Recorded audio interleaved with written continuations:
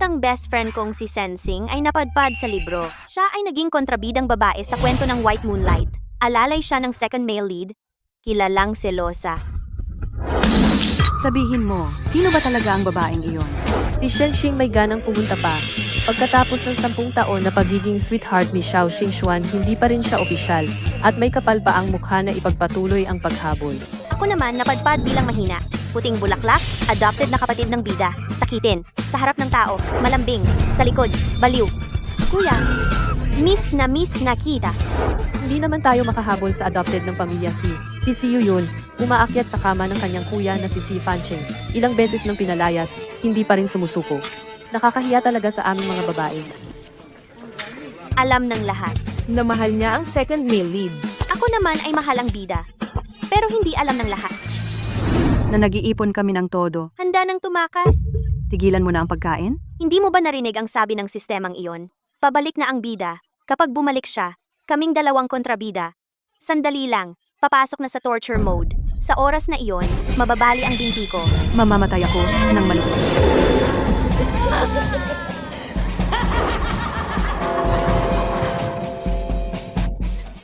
Tayo'y mga modernong babae. Ano ang dapat katakutan? Kaya nating makipag-agawan sa mga sweetheart, kaya ring lumaban sa mga gago. At saka, sabi ng system, kapag nakaipon tayo ng 100 milyon, makakaalis tayo sa nobela, babalik sa totoong mundo. Si Xiao Xingxuan, kahit hindi magaling ang pagkatao, medyo generous naman. Tuwing nakikipagtalik ako sa kanya, binibigyan ako ng tseke na 100,000, 100 milyon, sigurado na. Yuyun, ikaw naman?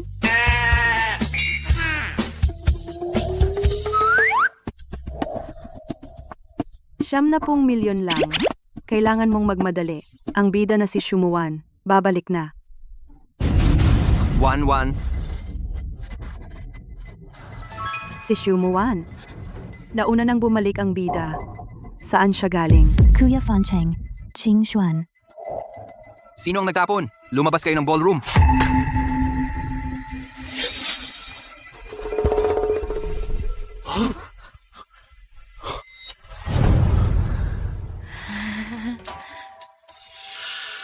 Ako.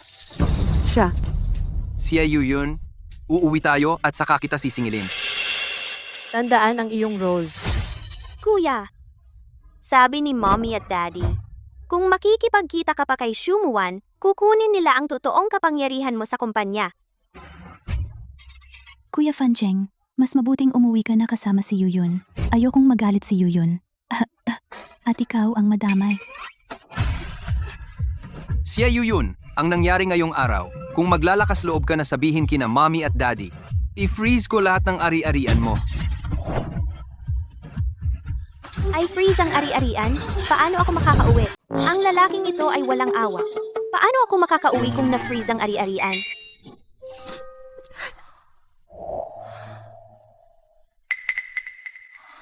Xing, anong nangyari sa'yo? Wala, yun. Bumalik na ang pangunahing babae. Kulang ka pa ng 10 milyon para maging 100 milyon. Kailangan nating magmadali. Nangako tayong magkasama, tayo palagi. Huwag kang mag-alala. Kung nakalusot tayo 3 taon na ang nakalipas, ngayon, tiyak na makakalusot din tayong 2 pabalik. Oo, Yun. Tingnan mo ang iyong sarili ngayon. Gaano ka nakagulo? 3 buwan nang nawawala si Shenxing. Sumuko ka na. guro. Si Shenxing at ako ay magkaibigan mula pa noong lumaki sa ampunan. Kami lang ang isa't isa. Kung ako man ay sumuko, wala nang ibang tao sa mundo ang magmamalasakit sa kanya. Hindi ako susuko. Ikaw talaga. Xing, nasaan ka ba?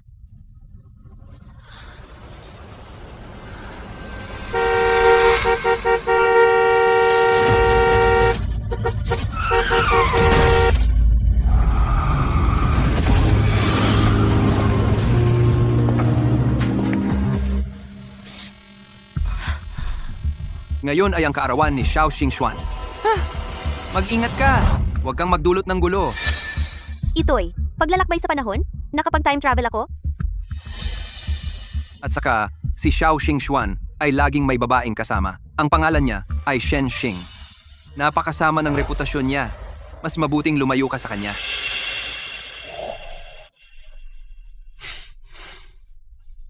Bakit ngayon ka lang dumating? Shenxing, Yun.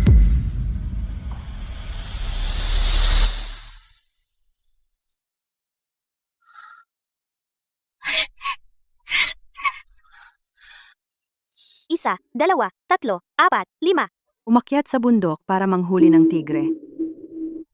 Xing, ikaw ba talaga iyan? Natagpuan na kita. Ah, siya nga pala. Yun. Kailangan ko munang pumunta para maging kasintahan ni Xiao Xingxuan. Tungkol sa 100 milyon, bilisan mo. Laban.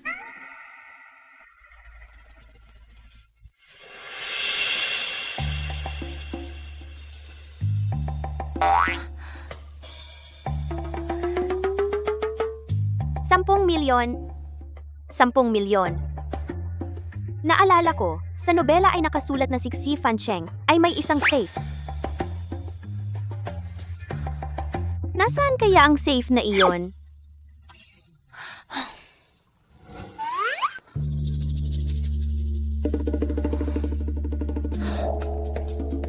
Nahanap ko na.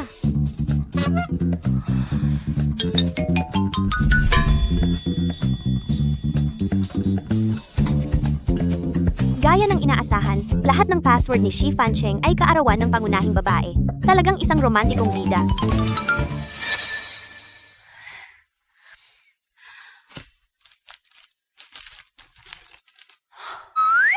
Akala ko kung ano, isang lumang album lang. Kailangan pa bang ikandado iyan?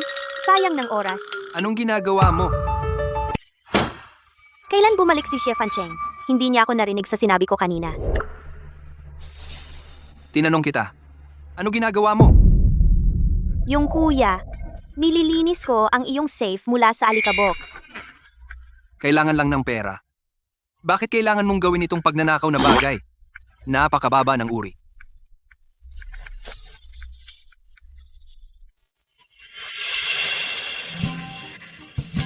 Kuya, ikaw talaga ang nakakaintindi sa akin. Pwede mo ba akong bigyan ng kaunting pera? Magkano ang kailangan mo? 10 milyon. 10 milyon. Basta bigyan mo ako ng pera, kuya. Ipinapangako ko. Magpapanggap akong wala akong nakita.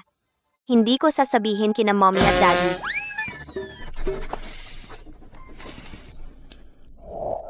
Pwede kong ibigay itong pera sa iyo. Pero, kailangan mong sumang-ayon sa isang kondisyon. Salamat, kuya. Anong kondisyon? Sabihin mo lang. Fancheng, Kuya, anong ibig sabihin nito? Simula ngayon, si Wanwan ay maninirahan dito. Kuya, nakalimutan mo ba ang 3 taon na ang nakaraan? Ang ipinangako mo sa akin? Yun? Mula ngayon, dito na ang ating tahanan. Para lang sa ating dalawa. Ang ating tahanan ay walang ikatlong tao. Ngayon, gagawa ka ba ng exception para sa kanya? Kung ayaw mo, ibalik mo sa akin ang pera. Si Yun. Hindi ito ang bahay mo. Bisita ka lang. Ang tungkol sa paninirahan ni Wanwan dito, kung maglalakas loob kang sabihin kina mommy at daddy, ipapawala kita ng tuluyan. 3 taon na mula nang dumating ako sa mundong ito. Hindi ko pa nakita si Xi Fancheng na ngumiti. Ibig sabihin, marunong siyang ngumiti. Pero hindi niya ako pinapangiti. Gumising ka. Siya yun. Sa pagkakaroon ng 10 milyong ito, sapat na ako para magkaroon ng 100 milyon. Bahala na kung paano siya magmahal sa bida. Ako naman malapit na akong makaalis sa iyo.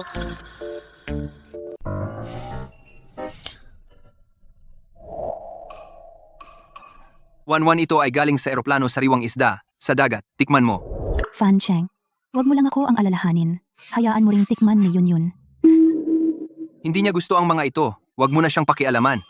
Fancheng, paano mo masasabi iyan kay Yun? Babae siya. Magagalit yan.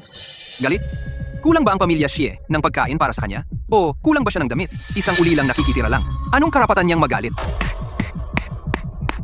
Oo. Ulila ako. Hindi ako karapat-dapat. Si Shumuan ang karapat-dapat. Kayo na lang kumain. Itong pagkain na ito, siguradong hindi nyo makakalimutan ang kainang ito. Wanwan. Anong nangyari sa'yo? Huwag mo akong takutin. Okay ka lang? Kuya, baka allergy siya sa seafood? Ang allergy ay nakakamatay. Tumahimik ka. Wanwan, huwag kang matakot, dadalhin kita sa ospital. Ito ba ang natitirang damdamin ng orihinal? Siya yun. Magpakatatag ka. Maraming lalaki sa mundo. Si Fancheng. Hindi siya karapat-dapat sa pagmamahal mo. Kahit ako na kontrabida, naaalala ko na ang bida ay allergy sa seafood. Si Xie Fancheng ay hindi man lang naalala. Hindi ko alam kung paano siya naging mapagmahal na bida. Paano siya naging?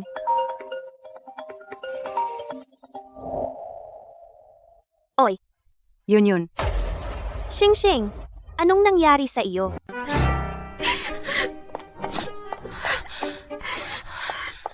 Xing, bakit ka umiyak ng ganyan? May CCTV sa likod ni Xiao Xingxuan. Mag-ingat na wag mahuli. Si Xiao Xingxuan ba? Inapi ka na naman? Nabalitaan niyang naospital si Shumuang. Iniwan niya ako at umalis. Birthday ko ngayon Yun, nangako siya sa akin. Nasasamahan ako sa birthday ko. Sige. Wag ka nang umiyak, wag na. Halika. Wag ka nang umiyak. Okay lang. Ang role na to na simp ay hindi kaaya-aya. Araw-araw umiiyak. Namumula na ang mata ko sa kakaiyak. Tama nga. Paano na ospital si Shumuang? Kahapon, si Xi Fancheng ay nagluto ng maraming masasarap na pagkain para salubungin siya. Pero, na-ospital siya dahil sa allergy sa seafood. Kahit na si Xie Fancheng ay hindi alam na may allergy siya, si Shumuang mismo, hindi ba niya alam na allergic siya sa seafood? Bakit niya kinain? Sinong may alam? Xing, unang araw pa lang ng bida babae, pareho tayong naapi agad. Kung magpapatuloy ito, sa loob ng ilang araw, pareho tayong mamamatay ng napakasakit. Tumakas na tayo. Yung 100 milyon mo. Nakumpleto na. Ang galing! System isumite ang 2 tao, 200 milyon na assets. Mag-apply para umalis sa mundo ng nobela. Binuksan na ang portal. Ang system ay magbubura sa inyong pag-iral sa mundong ito. Ang pagbura ay katumbas ng kamatayan. Kapag nabura na, makakaalis na ang host sa nobela at babalik sa orihinal na mundo. Burahin? Mukhang napakasakit. Oo, kailangan ng host na magdusa ng ilang sakit. Maaaring bigyan kayo ng ilang araw para pag-isipan. Sino sa atin ang unang mabubura?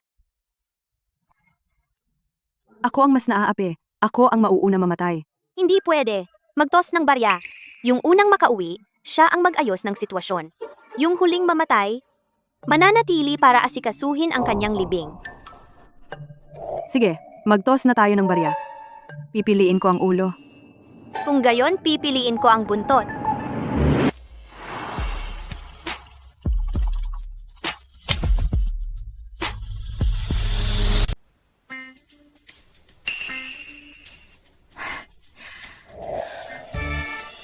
Mamamatay muna ako. Ikaw muna ang mamatay. Ako na ang maglilibing sa'yo. Bakit ka umiiyak? Hindi naman masamang bagay. Kapag namatay, makakauwi na tayo. Sa 3 taon na ito, tayo'y sapat na nagdalamhati. Hindi naman ako nalulungkot. Natanong ko na sa sistema. Yung 200 milyon, pwede rin nating iuwi. Sa oras na yon, kakain tayo ng masasarap, iinom ng pampainit, bibili ng kotse at bahay. At sa orphanage na nagpalaki sa atin, magdodonate tayo ng isang gusali. Para sa mga nakababatang kapatid, bibili ng maraming laruan. Sino ba ang may paki sa 2 masasamang lalaki? Kung ganoon, usap na tayo. Yun, kailangan mong ako ang libingin. Oh,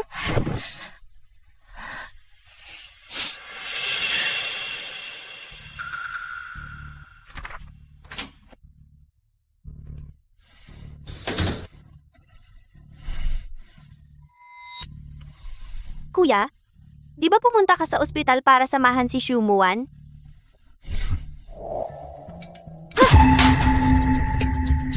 Ito ay yung investigation diary ng orihinal na may-ari tungkol kay Shumuan.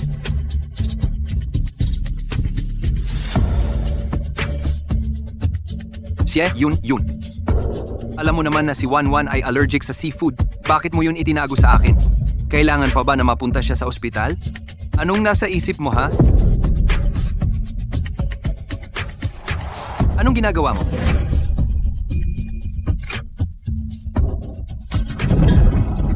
Yung kuya ay nagustuhan si ate sa loob ng maraming taon. Hindi mo man lang alam na siya ay allergic sa seafood? Ang pagmamahal ng kuya ay mababaw talaga. Yun.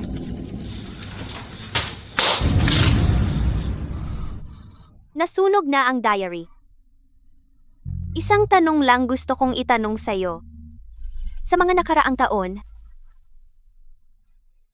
talaga bang hindi mo man lang nagustuhan ako?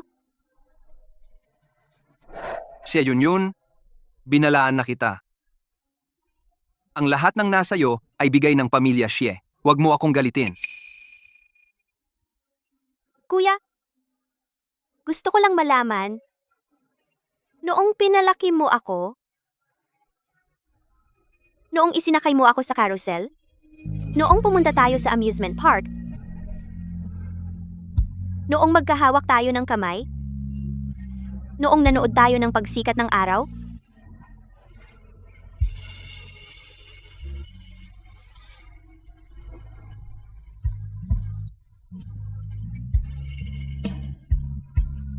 may pag-ibig ka bang naramdaman? Para kay siya yun? Kahit isang segundo lang, Tumahimik ka. Huwag mo nang sabihin sa harapan ko ang mga nakakasuka na salita. Kung sasabihin mo pa ulit yan sa harapan ko, yang mga ganong salita, ibabalik kita sa pagiging ulila.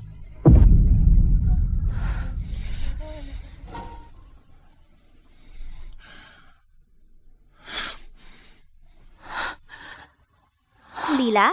Oo, ang orihinal na may-ari at ako ay parehong ulila. Ang sakit ng puso. Yung puso ba ng orihinal na may-ari ang sumasakit? Siya yun. Kawawa ka naman. Halata namang si Shi Fancheng ang nagpatibok ng iyong puso. Ngunit sa huli, minura ka pa ng taong pinakamamahal mo bilang nakakasuka.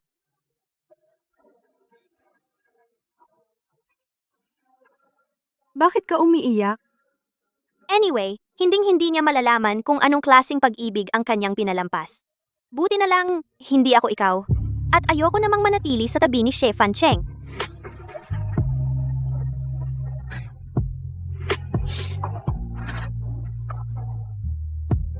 Si Fancheng, alis ako sa'yo. Hindi na tayo magkikita. Itapon mo na lahat ito. Binibini. Si Mr. Shi nitong mga nakaraang araw ay hindi pa gumagaling si Miss Shu. Medyo abala.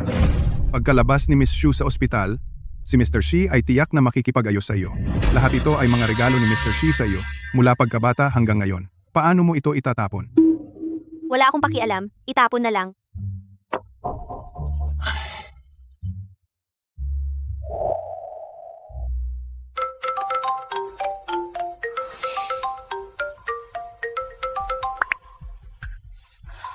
Oy, Yun. Shing, uminom ka ng alak? Oo, uminom. Ang alak ay nagbibigay ng lakas ng loob sa duwag. Uminom muna bago mamatay, di ba? Hindi pa ba dumating ang oras?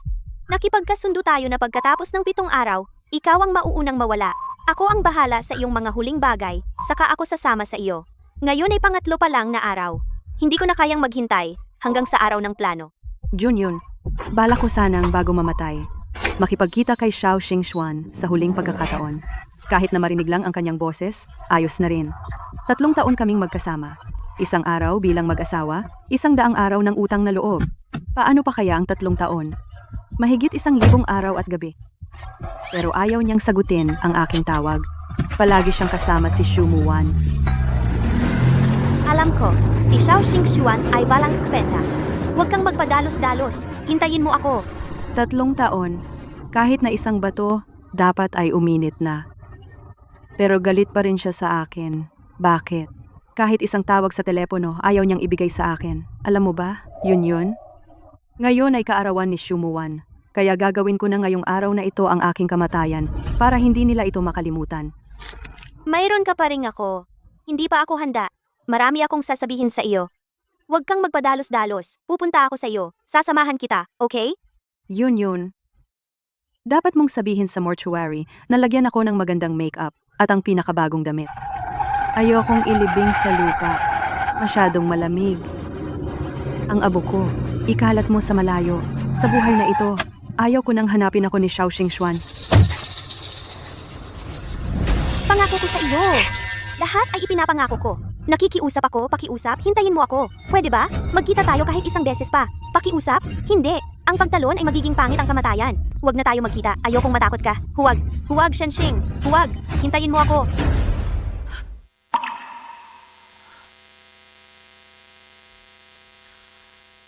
Shenxing. Pasensya na, yun. Sa ibang mundo, hihintayin kita.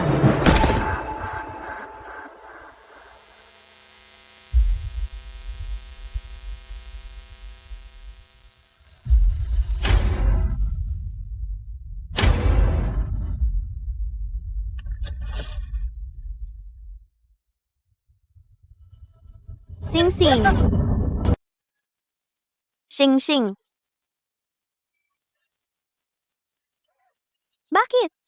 Bakit?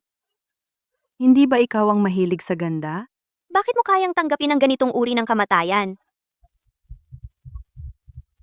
Bakit?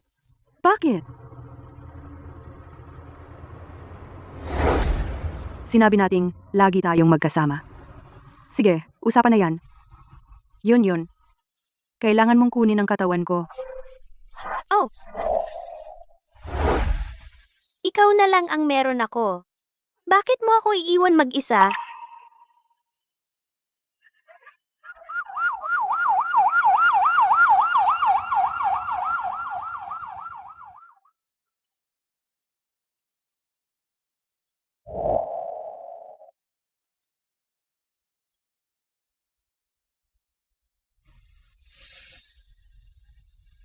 Xiao Xingxuan, patay na si Shenxing.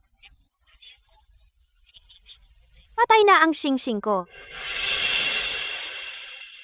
Miss Zai. Nasa lamay ka na, isang araw at isang gabi. Kailangan mo bang magpahinga? Ang abo ni Xingxing. Tapos na ba? Miss Zai. Makipag-ugnayan ka sa pamilya ni Miss Shen para pumirma at kunin ang kanyang abo. Wala na siyang pamilya. Sa mundong ito, ako lang.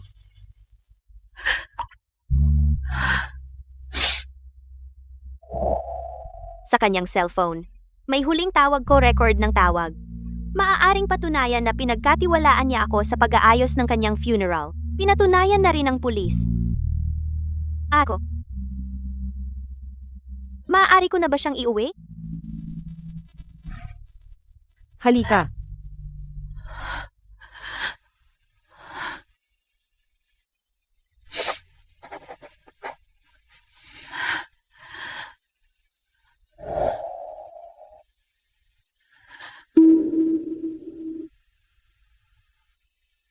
Xingxing. Bakit ka? Biglang naging napakagaan?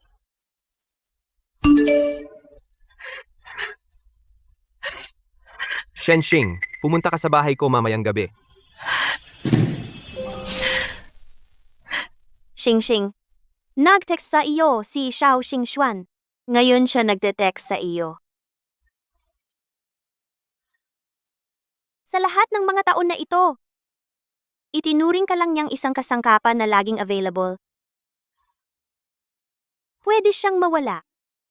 Pero ikaw kailangan 24,007 ang bukas ang cellphone mo. Bakit?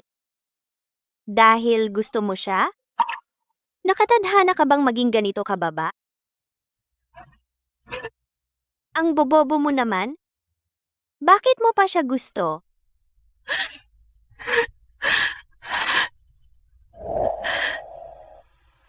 Xiao Xingxuan. Ikaw ang pumili. Para kay Shumuan, upang mawala ang huling pagkakataon na makita si Shen Xing. Eh di mawala na habang buhay.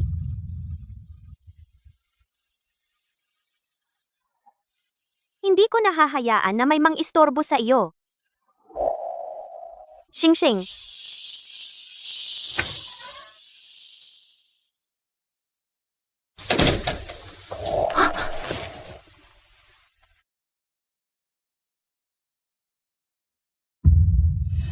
Yun. Saan ka nagpunta nitong mga nakaraang araw? Hinahanap ka namin ng kapatid mo, muntik na kaming mabaliw. Nag-aalala rin si Muan sa'yo. Kailan ka naging ganito kawalang galang? Bitawan mo ako. Xie Yunyun, saan ka ba talaga nagpunta nitong mga araw? Ginawa mong mukha kang multo. Nagbakasyon lang. Pagod na ako. Gusto ko nang matulog. Bakasyon? Kasama mo na naman ba ang best friend mo, si Shen Xing, sa paglalayas? Tama ba? Ilang beses ko bang sasabihin sa iyo, huwag kang makihalubilo sa mga taong hindi kagalang-galang? Tumahimik ka. Ilang beses ko nang sinabi sa iyo, huwag kang makipag-ugnayan sa mga hindi magagandang tao. Tumahimik ka. Yun. Nag-aalala lang ang kuya mo sa'yo. Paano mo siya masasaktan? Yun. May nangyari ba sa'yo? May problema ka ba? Wala. Gusto ko nang matulog. Huwag mo akong istorbohin. Yun. Ilang araw ka nang hindi umuuwi. Labis na nag-aalala si nanay at tatay sa'yo. Eh ikaw? Nag-aalala ka ba sa akin? Ako. Hanggat apelyido mo ay Shi.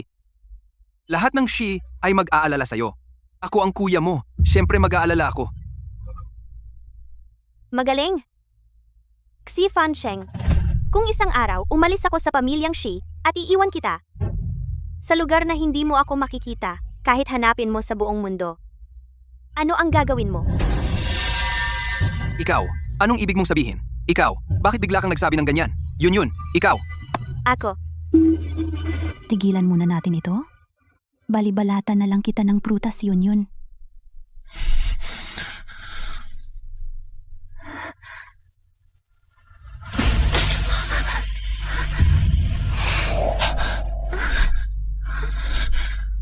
Okay ka lang ba? Fancheng, ang sakit.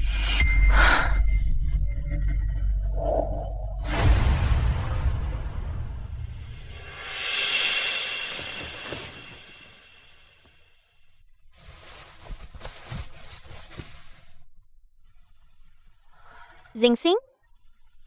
Nakita mo ba? Si Xie Fancheng at Xiao Xingxuan ay pareho.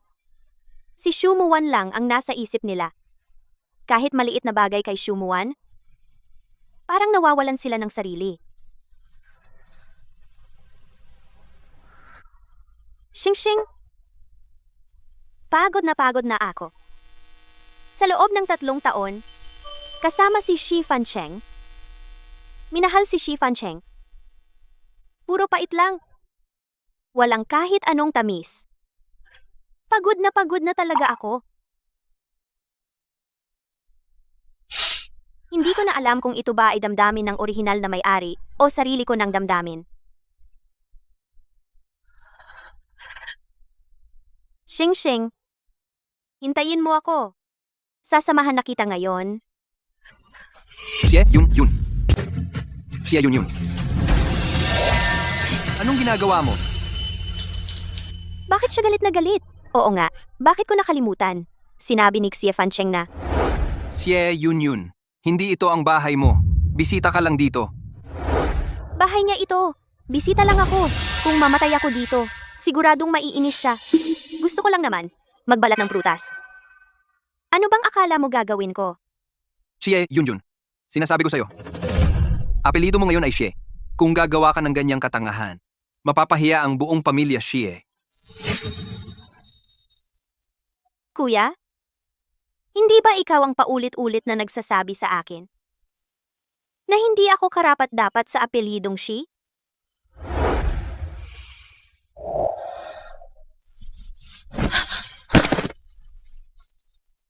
Baliw ka! Kuya, ako lang naman. Huwag mo akong tawaging kuya. Alam ko na. Mali ang desisyon ni na mama at papa na ampunin ka. Kahit ang sariling mga magulang ay nag-iwan sa'yo. Hindi ka talaga karapat-dapat sa apelyidong Shi. Tama ka. Pero, Xi Fanheng, nakalimutan mo, wala akong choice. Naiwan ng mga magulang, ampunin ni na mama at papa. Hindi kailanman nagkaroon ng choice. Kahit ang pag-transport sa mundong ito, makilala ka, mahalin ka. Wala ring choice. Wala kang karapatang gamitin ang pamilya Shi para sermonan ako. Ako? Hindi ko naman iyon ibig sabihin. Wala na. Pagod na ako. Umalis ka na. Magpapahinga na ako. Siye, magpahinga ka ng maaga.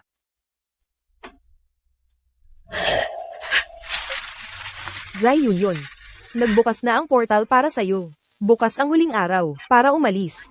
Sa oras na iyon, ang sistema ay magtatanggal ng iyong katawan. Buburahin ang huling bakas mo sa mundong ito. Handa ka na ba?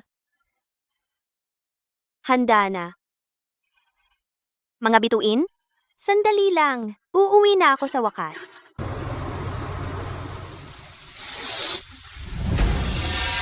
Miss Binibini,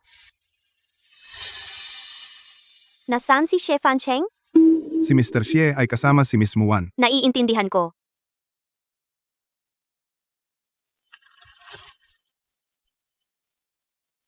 Yun, mula ngayon dito na ang tahanan natin. Tahanang para lang sa ating dalawa. Siye yun, hindi ito ang bahay mo. Bisita ka lang. Simula ngayon ang villa na ito, wala na akong mga bakas ng pamumuhay.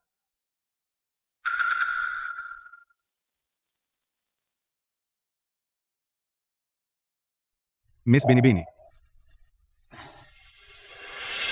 Binibini. Binibini. Binibini.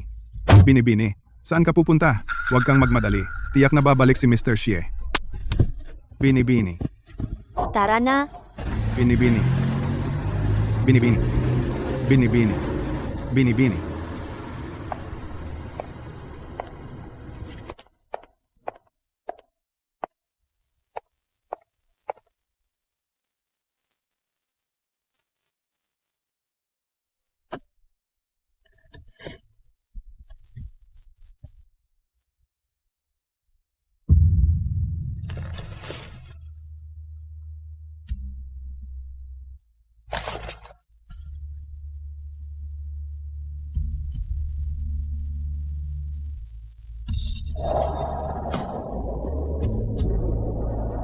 Xing, ang ipinangako ko sa'yo.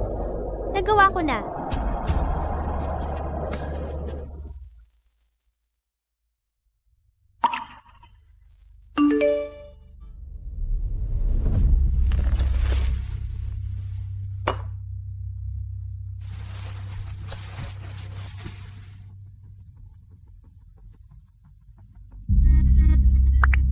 Shenxing, bakit hindi ka pa pumupunta?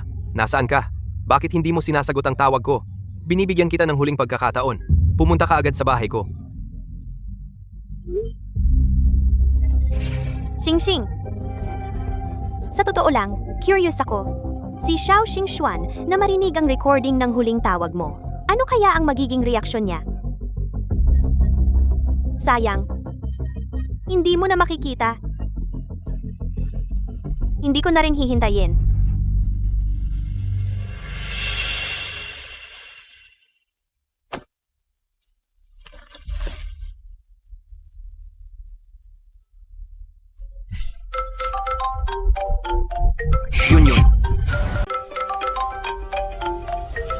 Yun. Okay. Ano? Kaninong tawag iyan? Galit na naman ba si Yun sa akin? Wala.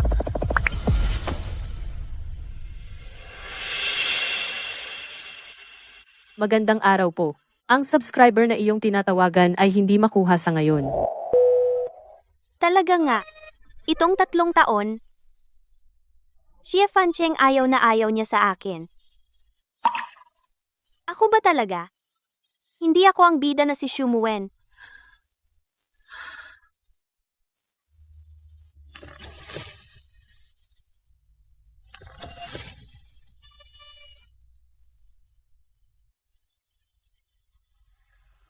Xie Fancheng, mula nang ampunin ako ng pamilya Xie, 18 taon na. Noong bata pa ako, lagi mong sinasabi sa akin, protektahan mo ako habang buhay. Huwag hayaang may mang-api sa akin o maliitin ako. Tawanan ako dahil ulila ako. Galit? Kulang ba siya sa pagkain sa pamilya Xie? O kulang ba siya sa damit? Isang ulila na nakikitira sa iba? Anong karapatan niyang magalit? Dinala mo ako sa carousel. Dinala mo ako manood ng mga paputok. Dinala mo ako manood ng pagsikat at paglubog ng araw. Ikaw ang unang lumapit sa akin. Binigyan mo ako ng lahat ng romansa. Itinaas mo ako sa langit. Pero noong malaman mong mahal kita, gusto mo akong tapakan sa putik. Ayaw mo sa akin. Hinamak mo ako. Alam mo naman allergic si Wanwan sa seafood? Anong intensyon mo? Paulit-ulit mo akong pinapahiya para sa iba. Lagi mong sinasabi na marumi at kasuklam-suklam ang pagmamahal ko. Pero sa totoo lang, ang pagmamahal ko ay malinis at tapat. Ikaw ang hindi karapat-dapat sa pagmamahal na ito. Xie Fancheng, nakalimutan mo na. Wala akong choice. Iniwan ng aking mga magulang at inampon ng pamilya Xie. Wala akong naging pagpipilian. Kahit dumating ako sa mundong ito, nakilala kita, minahal kita, ay hindi ko rin pinili. Wala kang karapatang gamitin ng pamilya Xie para turuan ako.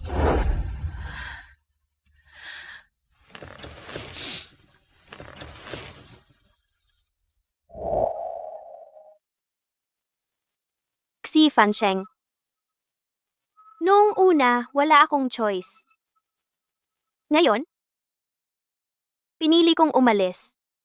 Mula ngayon, ang mundong ito, wala nang Xie Yun. Binabati kita. Malaya ka na.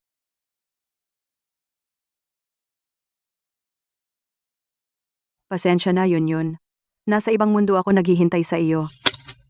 Xing, nandito na ako.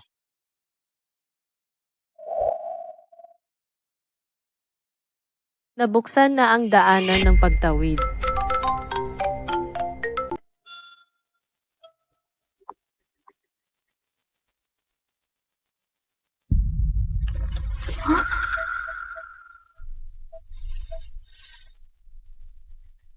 Magandang araw. Ang subscriber na iyong tinatawagan ay pansamantalang hindi maabot.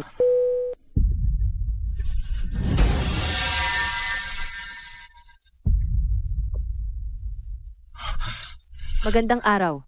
Ang subscriber na iyong tinatawagan ay pansamantalang hindi maabot. Xie Yun. Huwag mong akalaing nagpadala ka ng video ng pagpapakamatay at maniniwala ako sa iyo. Nakakatawa talaga. Ikaw? Ngayon, gawin mo na agad, hanapin si Xie Yun. Opo.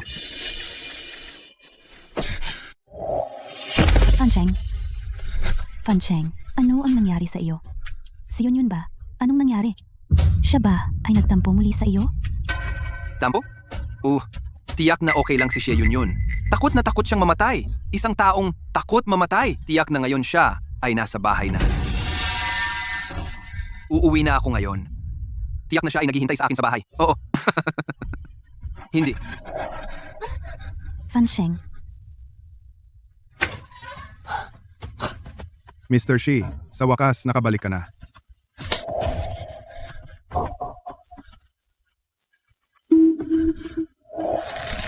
Nasaan si Xie Yun? Nasaan siya? Bakit sa bahay wala nang anumang bagay? Sabi ng dalaga, Biyo, ayaw niya, itinapon niya lahat. Bini. Ito ang lahat ng ibinigay ko mga bagay niya. Paano niya nagawang itapon? Totoo po, ilang araw na siyang nagtatapon. Kaninang umaga, siya ay itinapon ng huling batch. Pinayuhan ko siya. Pero, sabi ng dalaga, Wala akong pakialam. Itapon na lang. Hindi. Hindi. Walang problema si Yun. Tinatakot niya ako. 'Di ba? Tinatakot niya ako. Peke ang video na 'yan. 'Di ba? Oh, tiyak na okay lang si Yun. Baka siya, ay nakipaglabas lang sa matalik niyang kaibigan. Matalik na kaibigan? Shenxing. Oo, tiyak na kasama niya si Shenxing. Oh, Kumusta? Xiao Xing Xuan. Nasaan si Shenxing? Si Xie Yun ba ay kasama niya? Shenxing. Patay na.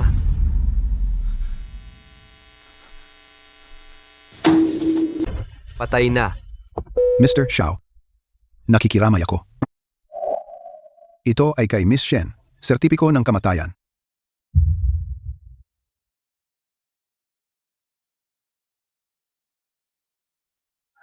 Maaari ko pa siyang makita. Nang huling tingin ba? Paumanhin, Mr. Xiao. Noong mamatay si Miss Shen, hindi ka namin makontak. Noong panahong iyon, si Miss Shi ay may hawak ng recording ng huling tawag ni Miss Shen bilang ebidensya. Ang katawan ni Miss Shen noong panahong iyon, si Miss Shi ang nagpasiya ay nakremate na. Recording? Akala ko si Xie Yun at si Shenxing ay nagkaisa para dayain ako. Mr. Xiao, nakikiramay ako. Kailan siya namatay?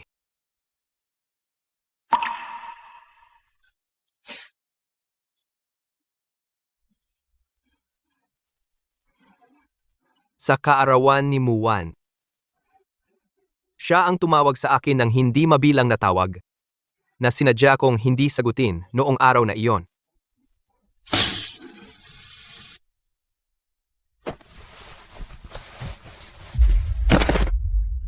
Fan Cheng, ano iyon? Natagpuan na ba si Yun? Kasama ba niya si Shenxing? Shenxing. Patay na. Siya. Paano siya namatay? Kung gayon, si Xie Yun naman? Si Fan Cheng.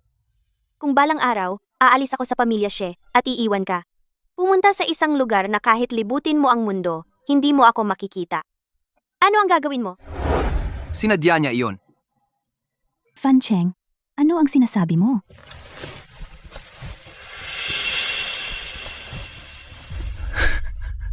Xie Yun.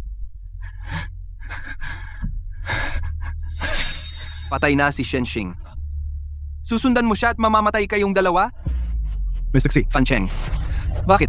Si Shenxing sa iyo. Napakahalaga ba? Mas gugustuhin mo pang iwan ang buong pamilya Xie para sumama sa kanya sa buhay at kamatayan? Ano ang gagawin ng mga magulang? At ako? Fan Cheng, huwag kang ganyan. Hindi pa natagpuan si Yun ngayon. Hindi naman tiyak na siya ay... Zai. Mr. Zai. Binibini. Ano ang nangyari kay Yun? Ang binibini. Sabihin mo na. Ang binibini. Natagpuan na. Ano ang sinabi mo? Natagpuan na. Ginoong Zai, ayon sa CCTV, pagkaalis ng binibini sa Villa, sumakay siya ng taxi papunta rito. Ibinuhos niya ang abo ni Miss Shenxing. Pagkatapos, mas mabuting panoorin mo na lang. Hindi. Imposible, ito. Xie Yun? Tayong dalawa lang ang magkasama sa loob ng maraming taon. Paano mo nagagawa ito sa akin? Ikaw, ano ang karapatan mo? Hindi mo ba sinabi na gusto mo ako? Ito? Ito ba ang sinasabi mong gusto? Bakit mo ito ginagawa sa akin? Nagkamali si kuya. Nasaan ka ba talaga? Ginoong Zai, pakiusap, kumalma ka. Nag-imbestiga kami. Ang mga residente sa malapit ay hindi nakarinig ng may tumalon. Baka nagbibiro lang si Miss Yun sa inyo. Tama, nagbibiro lang. Hindi naman talaga natin nakita ang bangkay ni Yunyun. Galit lang talaga si Yunyun sa akin, kaya naglaro ng kalokohan. Gusto lang ni Yunyun na hanapin ko siya. Yunyun? Teka lang, hahanapin na kita ni Kuya. Fancheng. Fancheng, Miss Shu? Bakit kayo nandito? Fancheng, talagang nag-aalala ako sa'yo. Natagpuan na ba si Yunyun? Kuya, nakalimutan mo ba ang ipinangako mo sa akin 3 taon na ang nakalipas? Ang ating tahanan, walang pangatlong tao. Ngayon, lalabag ka ba para sa kanya? Shumuan? Simula bukas, lumipat ka na sa labas ng bahay ko. Ano? Bakit mo ako biglang pinalayas? Iyon ang bahay namin ni Yunyun. Ilang araw ka nang nakikitira dito. Oras na para umalis ka. Bakit? Ikaw ang nagimbita sa akin noong una. Dahil ayaw ka ni Yunyun. Dahil lang doon? Iyon ang bahay ni Yunyun. Ang mga bagay na ayaw niya, hindi maaaring manatili sa bahay. Shi Fancheng, huwag kang umalis. Shi Fancheng, ipaliwanag mo sa akin. Miss Shu, pakalmayin mo ang sarili mo.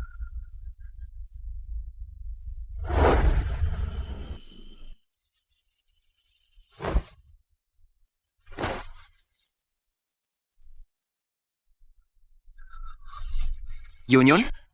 Saan ka ba talaga pumunta? Bakit ang sama mo? Kahit ang karapatang mag-miss, ay hindi mo ako binigyan. Ginoong si Ket. Lumabas ka muna. Gusto kong mag-isa sandali. Babala. Nasira ang image ng mga leading male characters. Para kay Zai Fancheng, na-unlock na ang novel, ang alaala ng orihinal na plot.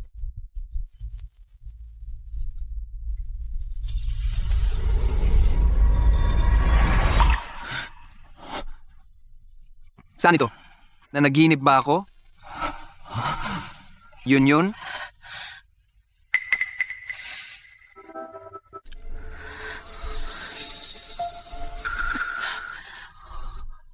Yunyun. Yunyun. Anong nangyari sa'yo?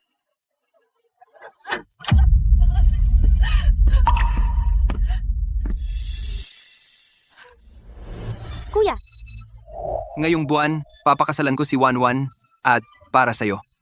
Papuntahin kita sa ibang bansa para gamutin ang iyong mga binti. Sa pagitan natin, hindi na tayo magkikita habang buhay. Hindi imposible. Hindi ko masasabi ang ganyan. Hindi ito totoo. ipinagbabawal ko sa'yo na makasama si Shumuan.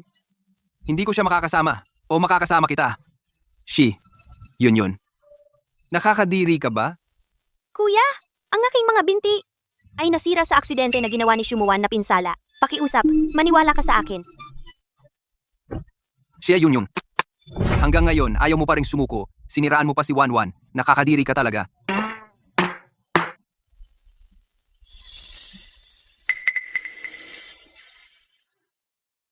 Kuya, hindi na kita kayang mahalin. Hindi ito totoo. Ang mga ito ay hindi peke, kundi ikaw at si Zai Yunyun, ang orihinal na kapalaran. Sino ka? Anong ibig mong sabihin? Ang iyong mundo ay isang nobela. Ikaw at si Shumuan ang itinadhana, mga bida, at ang nakita mo lang ay ikaw at si Zai Yunyun, ang orihinal na kapalaran. Hindi imposible kung gayon. Ngunit ang orihinal na kwento ay bumagsak upang mapanatili ang normal na daloy ng kwento. Ang sistema ay mula sa ibang mundo. Nakahanap ng isa na may parehong pangalan. Yun. Hayaan ang kanyang mula sa ibang mundo, maging si Zai Yunyun. Napunta ako sa ibang mundo. Paano ito nangyari? Kung gayon, siya. Sino ba talaga si Yun? Hindi mahalaga ang mga ito. Ang mahalaga ay Zai Fancheng. Gusto mo bang makasama muli si Zai Yunyun?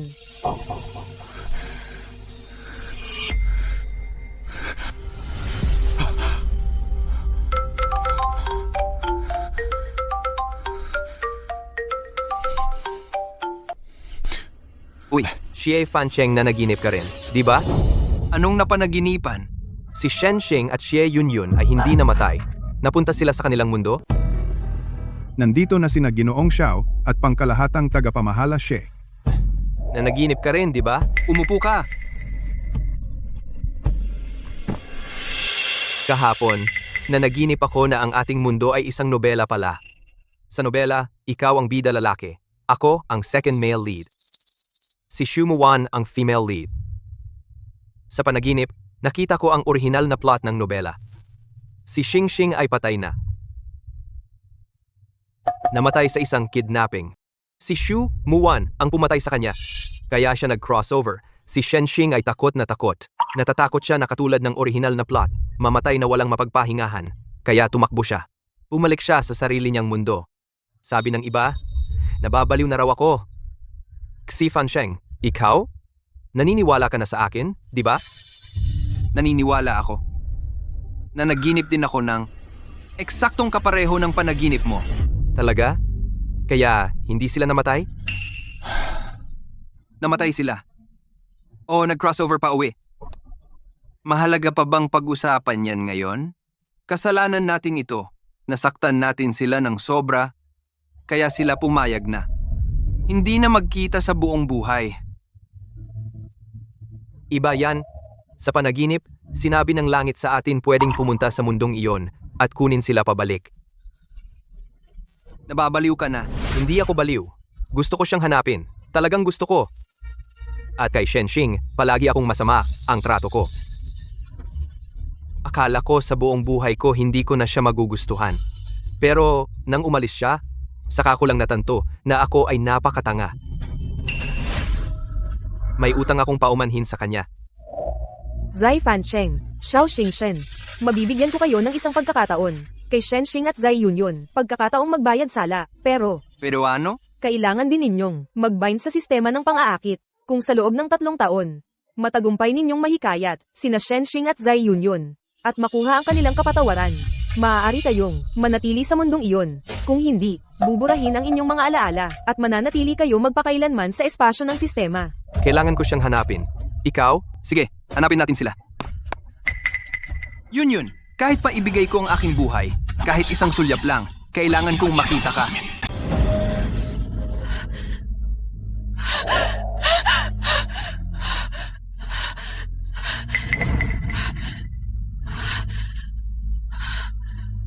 Bumalik na ako.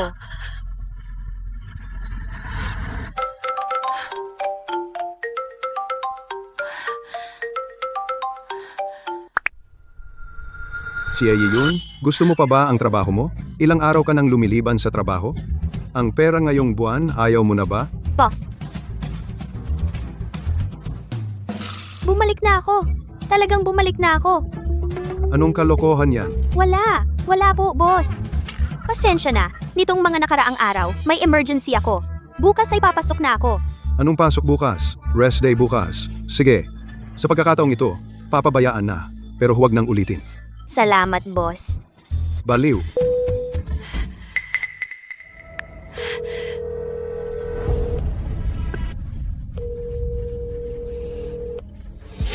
Pasensya na, yun. Nasa ibang mundo ako. Naghihintay sa'yo.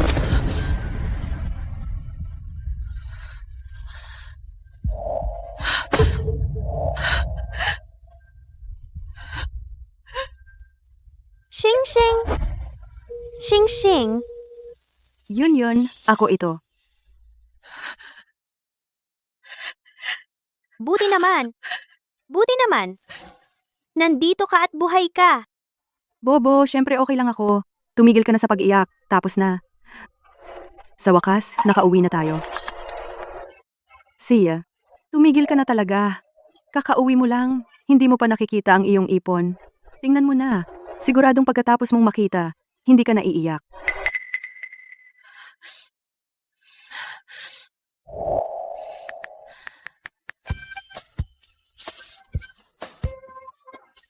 Dumami ang pera ko ng 100 milyon.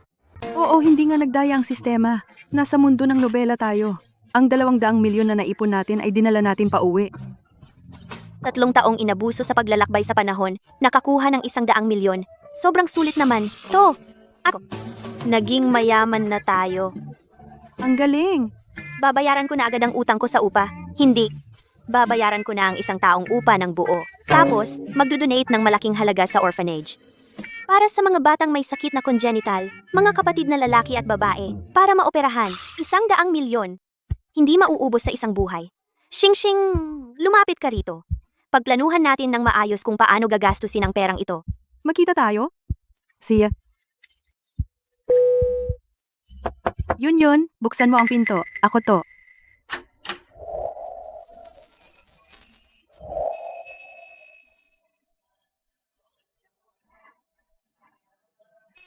Yun. Pasensya na. Tagal na kitang hindi nakita.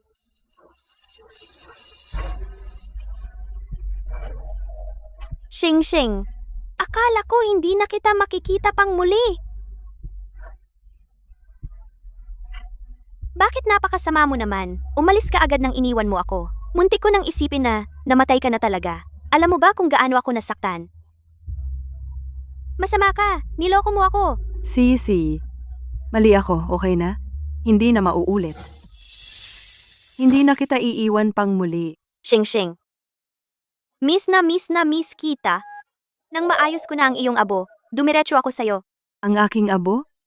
Paano mo yun inayos? Ayon sa gusto mo, ikinakalat sa malayo. At ipinadala ko rin ang recording ng huling tawag nating recording kay Xiao Xingxuan. Xing-xing, hindi mo naman may gusto ka pa ba kay Xiao Xingxuan? Gusto ko lang malaman ni Xiao Xingxuan kung ano ang na-miss niya. Gusto ko lang bigyan ka ng katarungan. Xing-xing, kung may nararamdaman ka pa kay Xiao Xingxuan na nang-api sa iyo ng 3 taon, kung may pagmamahal ka pa, Ako? Paano ko pa siya magugustuhan? Sige na. Huwag na nating pag-usapan ito. Hindi na natin makikita ang masasamang lalaki. Wala nang kailangan banggitin. buti naman akala ko talaga may natitira ka pang pagmamahal kay Xiao Xingxuan. Mas masahol pa siya sa aso sa akin. Talagang hindi ko siya magugustuhan. Tulad ng hindi mo rin magugustuhan si Chef Fancheng, di ba? Kuya, gusto ko lang. Huwag mo akong tawaging kuya, alam ko na. Mali ang pag-ampon sa iyo ng mga magulang, kahit ang sarili mong mga magulang, ang mga taong nag-iiwan. Hindi ka karapat-dapat sa apelyidong Xie. Tama ka. Huwag na nating pag-usapan ito. Yung 200 milyon na dinala natin galing sa ibang mundo. Gusto ko mag-donate ng bahagi sa orphanage kung saan tayo lumaki. Hindi ito urgent, dahil malaking halaga ito kung idodonate sa welfare home. Sa tingin ko, mas mabuti pang mag-ingat. Susunod ako sa iyo. Wala nang dapat katakutan. Hindi na tayo magiging sim. Hindi na mag-acting na yandere. Hindi na rin makikipagkita sa masasamang lalaki. Gaganda ang ating buhay. Babala. Ang bida ng nobelang mundo na si Zai Fancheng. At ang pangalawang bida na si Xiao Xingxen ay magdadala ng sistema ng panliligaw papasok sa mundong ito. Ano? Panliligaw. Target ni Zai Fancheng. Zai Yunyun. Target ni Xiao Xingxen. Shen Xin. Mag-uumpisa na ang laro ng panliligaw. Maging handa. Ang bida at ang pangalawang bida. Paano sila napunta sa mundo natin? Walang sapat na autoridad. Hindi masasagot. Kung kulang ang pahintulot, paano mo nalaman na pumunta sila? Ang bida at ang pangalawang bida ay nakatali. Ang sistema ng panliligaw ay kapareho ng aking pinagmulan. Ang sistema ay mayroon. Mga mapagkukunan ng impormasyon. Ngayon, tayo ano ang gagawin? Wala kayong kailangang gawin. Kapag lumitaw ang manliligaw, ang sistema ay automatikong magbibigay ng abiso. 2 host, gawin ninyo ang inyong sarili. Sapat na. Sistema. Yun. Chef Fancheng at Xiao Xingxuan, paano sila nakasunod? Bakit ba? Kami ay pinahirapan ng 3 taon at tiniis din namin ng 3 taon. Gusto nilang makasama ang pangunahing babae. Sinunod din namin sila. Bakit ba? Bakit ayaw ninyo kaming pakawalan? Ayos lang. Huwag matakot. 200 milyon? Dahil ba, kumuha kami ng 200 milyon? Pero, nagpakamatay din kami. Ano pa ba ang kulang? Xing-xing, ito ang mundo natin. Xiao Xingxuan at Xie Fancheng walang magagawa. Hindi tayo dapat magulo. Ngayon, tayo ano ang gagawin? Sundin na lang natin ang sinabi ng sistema. Mamuhay ng maayos. Sundin natin ang orihinal na plano. Bukas, pumunta sa bahay ampunan.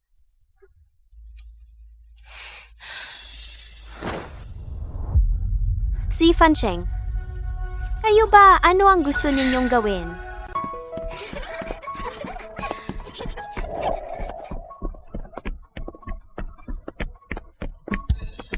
Ate Yunyun, Ate Singsing. Matagal na kayong hindi umuwi para bisitahin kami.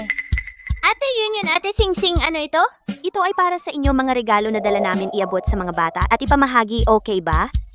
Sige, punta na kayo.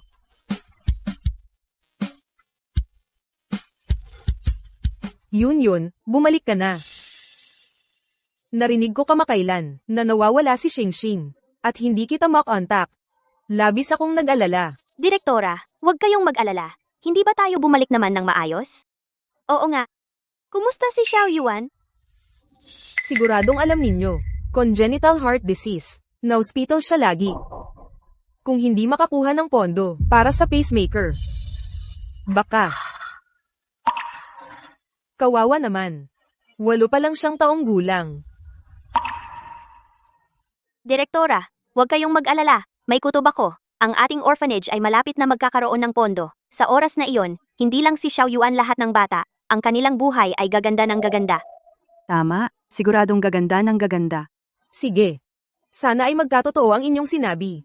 Pupunta muna ako upang makita ang mga bata.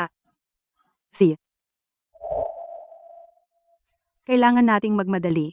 Ang sponsorship para sa orphanage, dapat bilisan natin ang anonymous donor. Ang operasyon sa puso ni Xiao Yuan. Hindi na pwedeng ipagpaliban.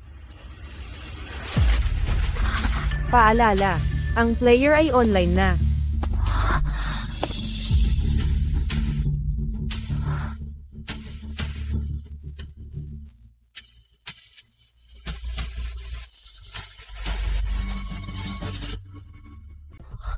Sila iyon. Ano ang gagawin natin, Yun? Dumating na talaga? Wala yan. Magkunwari lang tayo na hindi natin sila kilala.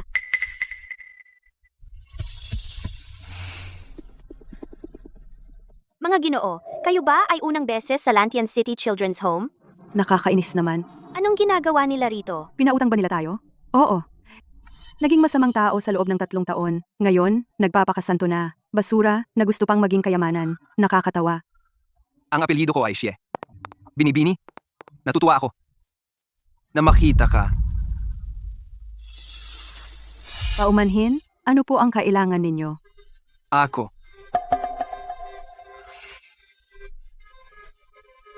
at ang kaibigan ko ay interesado sa kawanggawa. Pumunta kami rito ngayon upang suportahan ang Lantian City Children's Home. Talaga? Napakagaling naman. Talaga kayong mabubuting tao. Baka naman sila, bumalik sa mundong ito at nakalimutan na ang lahat? Hindi ako naniniwala. Ako si Fan Cheng. Pwede ba kayong dalawa? Ngayong araw ay anyayahan ko na kumain para makapag-usap tayo tungkol sa sponsorship. Pasensya na pero may kaming ibang appointment. Okay lang. Pwede ba tayong magpalitan ng contact information? Pasensya na. Ang kumpanya namin sa hinaharap kung may mga proyektong charity ay makikipag-ugnayan muna sa inyo. Unahin namin ang Lanchuan City Children's Welfare Home. Si Xie Fancheng na lalaking ito, napakayaman na. Bahala na. Para sa Tongsin Orphanage, ang pera ng masamang lalaki. Sayang naman kung hindi kunin. Ito ang business card ko. Kung sakaling may sponsorship sa hinaharap, sana ay unahin ninyo ang aming orphanage. Natural. Sa 3 taon ng paglalakbay, sa pangunahing babae lang siya, ngumiti ng ganito.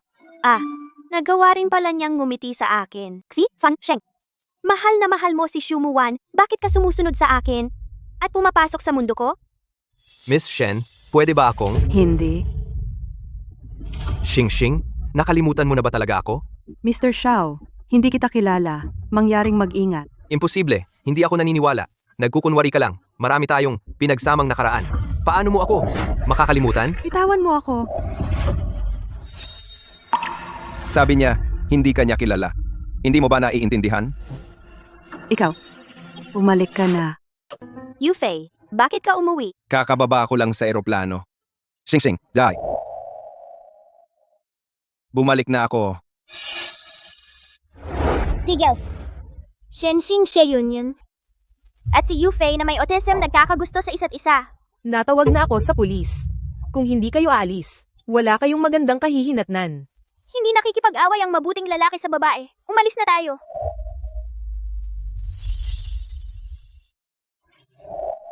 Classmate, okay ka lang?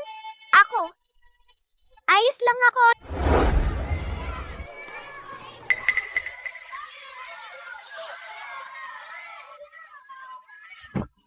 Anong ginagawa mo dito? Malapit na akong magpunta sa ibang bansa para magpagamot. Ang autism ko ay hindi congenital. Pwedeng gamutin. Mabuti yan, natatakot ako. Ikaw at si Yun ang tanging kaibigan ko. Natatakot ako na pagdating ko sa ibang bansa, hindi ako maka-adjust. Natatakot ako na sa huli, iiwan mo na ako. Bakit ka natatakot? Sa buong buhay natin, magiging mabuting magkaibigan tayo. Sing-sing! Kapag gumaling ako, babalik ako sa bansa. Sa pagkakataong ito, Ako naman ang magpoprotekta sa'yo. Xing Xing. Sino ang lalaking ito? Mr. Xiao, siya ang kasintahan ko. Pakiusap, huwag ka nang manggulo sa akin. Pasensya na. Paki-help muna ako na paalisin itong tao. Si Xing Xing. Ano sinabi mo? Mr. Xiao, may problema ka ba sa utak at pandinig? Sabi ni Xingxing, may nobyo siya. Tigilan mo na ang pangungulit. Imposible. Xing Xing, siguradong niloloko mo ako, hindi ba? Ang sinasabi mo noon, ako lang ang mahal mo. Paano ka magkakaroon nobyo? Mr. Xiao, parang kilala ka naman na tao. Maging third party ay hindi bagay. Galing, itong si Yufei. Pagbalik galing abroad, ang talas ng dila. Sino ka ba? Noong nagde-date kami ni Xing Xing, nasaan ka? Xiao Xingxuan, huwag kang magsalita ng kung ano-ano. Hindi kita kilala at hindi kita naging nobyo. Niloloko mo ako. Siguradong niloloko mo ako. Paano mo ako nakalimutan agad? Para sa'yo ko ginawa ang lahat, Xiao Xingxuan.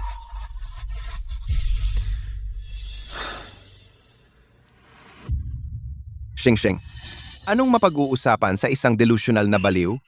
Ngayon, ikaw na, ang nobya ko. Kung gusto niya maging sidekick, wala siyang chance. Papatayin kita. Yufei, Xiao Xingxuan, anong ginagawa mo? Yufei, okay ka lang? Ayos lang ako. Huwag mo akong pigilan. Papatayin ko siya. Yufei, hindi siya worth it. Xing Xing, kahit hindi ko alam kung ano ang nangyari sa inyo, pero kilala kita. Alam ko, tiyak na may ginawa siya na nakasakit sa iyo.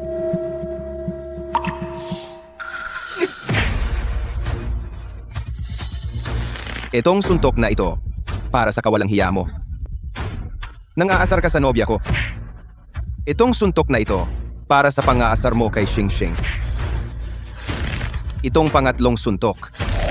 Sasabihin ko sa'yo, kung gusto mong makipag-agawan sa akin, panaginip mo yan, papatayin kita.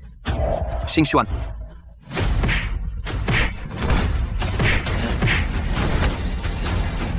Tigilan nyo na. Ito ay isang ampunan. Hindi ito lugar para sa away nyo. hayaan mo silang mag-away. Yun. Hindi mo alam. Nako at si Xiao Xingxuan ay pareho. Nakita kong iniwan mo ako.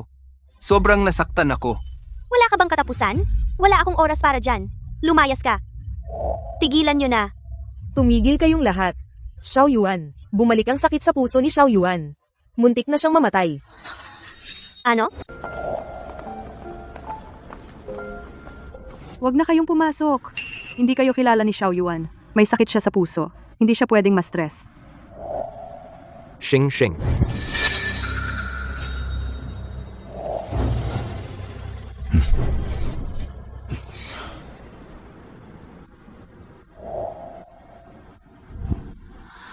Kayo ba ang mga magulang ni Xiao Yuan? Bakit ngayon lang kayo dumating? Itong bata, mag-isa lang siya. Ilang araw na siya dito. Alam nyo ba, ang busy nyo sa trabaho. Mag-hire man lang kayo ng caregiver. Nakahiga lang itong bata dito. Hindi siya makagalaw. Nakatitig lang sa kisame. Tinanong niya kami, kailan daw si ate, darating para bisitahin siya. Nakakaawa naman. Kami ang may kasalanan. Hindi na namin siya iiwan ulit. Xiao Yuan. Ate Yun, Ate Xingxing, dumating na kayo. Oh, Xiao Yuan.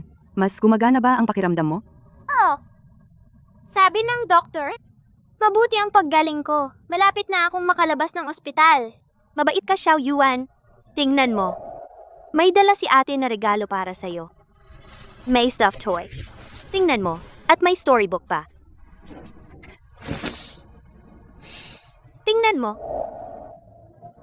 Wala naman akong lakas para maglaro. Ate, mas mabuti pang ibigay mo na lang sa mga bata sa orphanage. Mayroon na silang mga bata. Ito ay ako at si Ate Xing Xing pinili namin para sa'yo. Tama, Xiao Yuan. Kapag gumaling ka na, ako at si Ate Yun Yun, pupuntahan ka namin ng madalas, okay? Okay lang, ate? Sa tingin ko si Ate Sing Sing ay sobrang busy araw-araw. Kapag free na kayo, dumalaw kayo sa akin ulit. Ayos lang.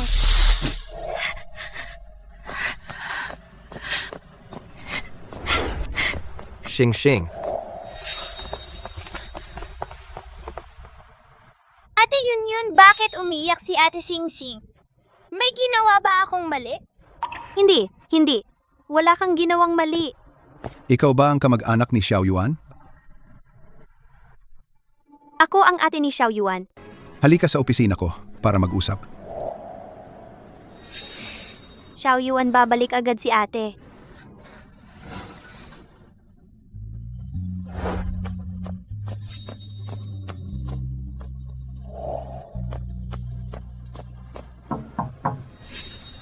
Pasok.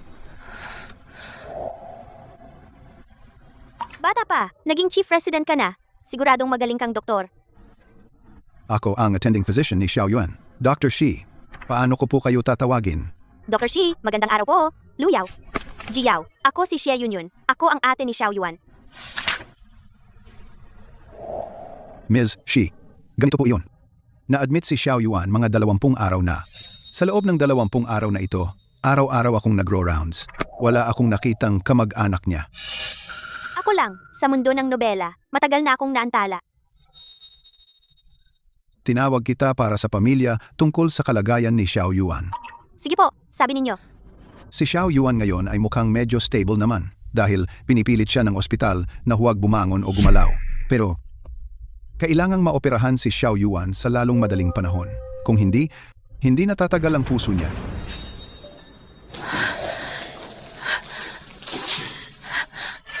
Ito ang lahat ng ipon ko. Dr. Shi. Pakiusap po, pagalingin ninyo, si... Miss Xi, 100 milyon. Hindi maliit na halaga iyan. Basta't gumaling si Xiao Yuan. Kahit magkano pa, sulit Dr. Shi. Pakiusap. Miss Xi, wag ganyan. Wag kang mag-alala. Ang operasyon para sa sakit sa puso, hindi naman kailangan ng ganyang kalaking pera. Siguradong sapat ang ipon mo. Ang tagumpay ng operasyon. Ang ganitong operasyon, daan-daan na ang nagawa ko. Halos 100% ang tagumpay. Miss Xi, pakiusap, huwag mag-alala. Si. Salamat, Xie. Ako na ang magpasalamat para kay Xiao Yuan. Ang paggamot at pagligtas ng buhay ay tungkulin ko, Miss Xie. Huwag ka nang umiyak. Maaawa si Xiao Yuan kapag nakita kanyang umiiyak. Si. Sasabihin ko na sa kanya ang magandang balitang ito.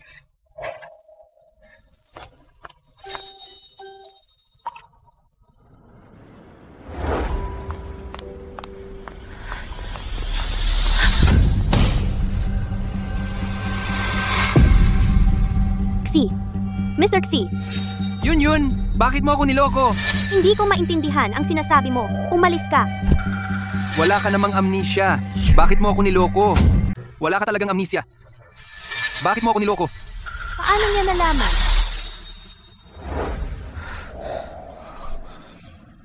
Yun? Ang dami nating pinagsamahan. Nakalimutan mo na ba ang kuya mo? System. Suriin ang antas ng pagmamahal ni Xie Yunyun. Kasalukuyang affection. -10. -10. May mali. Kung talagang nawalan sila ng memorya, paano sa unang pagkikita pa lang? Negative na agad? Ang affection? Siguradong niloloko niya ako. Yun. Wala ka talagang amnesia. Bakit mo ako niloko? Alam ko. Marami akong nagawang mali sa'yo. Ang kuya mo ang sumira ng puso mo. Pero, gusto kong bumawi sa'yo. Yun. Huwag ka nang magkunwari. Na nakalimutan mo ako, okay? Bigyan mo ako ng isa pang pagkakataon na bumawi, okay? Si Fan Cheng. Sasabihin ko ng isa pang beses, hindi kita kilala at ayokong makilala ka. Hindi Hindi ko kailangan ng bayad mo. Lumayo ka lang sa akin. Magkasama tayong lumaki. Marami tayong pinagsamahan. Paano naman? Lumayas ka. Yun. Dr. Shi. Dr. C. Bakit ka nandito? Naiwan mo sa opisina ko. Salamat.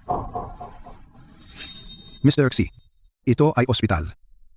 Sinabi na ni Miss Xie na lumayo ka. Kung gagalawin mo siya ulit, tatawag na ako ng pulis. Yun. Anong relasyon mo sa doktor na ito? Si Fan Sheng. May sakit ka ba? Si Dr. Shi at ako, ngayon lang nagkakilala. Wala kaming anumang relasyon. Wala kayong relasyon? Bakit niya ako pinigilan? Anong karapatan mo? Mr. Xi, hindi ako tulad mo. May pinag-aralan ako. Alam ko ang disente. Nakikita ko na si Miss Xi ay labis na naiinis sa iyo. Pakiusap, huwag mo na siyang istorbohin. Anong relasyon namin ni Yun? Ay wala kang pakialam. Para makialam ka? Miss Xi, gusto mo bang tumawag ako ng pulis? Lumayas ka. Si Fan Sheng tama na ba? Yun. Sinigawan mo ako para sa iba? Hindi ka naman gaya ni Shen Xing, di ba? Ilang buwan pa lang kami hiwalay. At nagmamadali ka na humanap ng ibang lalaki? Tumahimik ka. Si Fan Sheng, tunay na sobra ako. Bigo sa iyo. Yun. Sinaktan mo ako dahil sa ibang lalaki. Dr. Shi, pasensya na. Yung nangyari ngayon, ako ang dahilan kung bakit ka naabala. Ang cellphone mo, babayaran ko. Hindi ito problema mo, Miss Xie. Pwede bang makausap ko siya ng pribado? Okay lang ba? Si, kung may gagawin siyang marahas na aksyon, tawagin mo lang ako. Salamat. Oh, Hindi ko inaasahan. Nasasaktan mo ako. Para sa ibang lalaki. Buti nga sa'yo. Wala mo nang usapan. Si Dr. Shi at ako ay wala namang relasyon. Nagpapakalat ka ng kasinungalingan. Pinagbibintangan mo ang aking dangal at ang kanya. Kahit na si Dr. C at ako ay may tunay na relasyon, Shi Fan Sheng, sino ka ba sa akin? Kung kanino ako nakikipagrelasyon, kailangan pa bang humingi ng pahintulot sa'yo? Yun? Akala ko talagang nagbago ka. Ngunit, si Fan Sheng, wala kang pinagbago. Sarili mo lang ang iniisip mo. Hindi mo kailanman pinapahalagahan ang aking nararamdaman. Yun? Inamin mo! Hindi mo talaga ako nakalimutan. Tama. Hindi kita kailanman nakalimutan. Lagi kitang naaalala. Oh. Hindi kita nakalimutan kailanman. Bakit mo ako niloko? Bakit ka nagpapanggap? Hindi mo ako naaalala? Dahil mas gugustuhin ko na hindi na kita nakilala.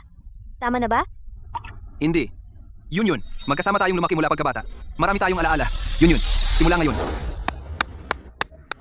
Ito na ang ating tahanan. Para lang sa ating dalawang tahanan.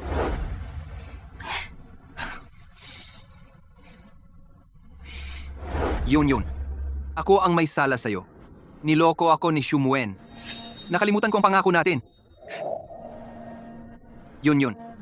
Pinaghirapan ko ang makapunta sa mundo mo. Ipinapangako ko. Gagamitin ko ang buong buhay ko para mahalin ka. Babawi ako sa'yo. Pakiusap.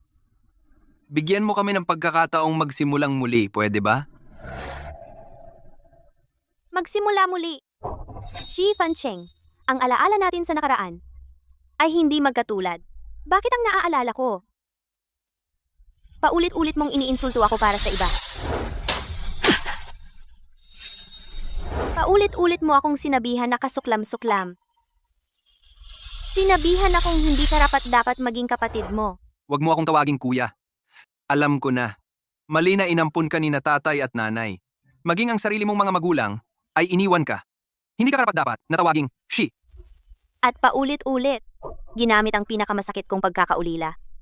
Para saktan ako. Galit. Kulang ba siya sa pagkain sa pamilya Xie? O kulang ba siya sa damit? Isang ulila na nakatira sa iba. Anong karapatan niyang magalit? Kaya, si Fan Sheng, bakit ko pa bibigyan ng pagkakataon? Ang gusto ko lang, sa buhay ko, ikaw ay ganap na mawala. Nasabi ko na ang lahat ng dapat sabihin kung patuloy mo akong gigipitin. Huwag kang magtaka kung hindi ako magiging mabait. Yun? Pasensya na. Ang paghingi ng tawad na ito ay utang ko sa iyo. Kahit gaano mo ako kamuhian, hindi kita susukuan. Gustuhin mo.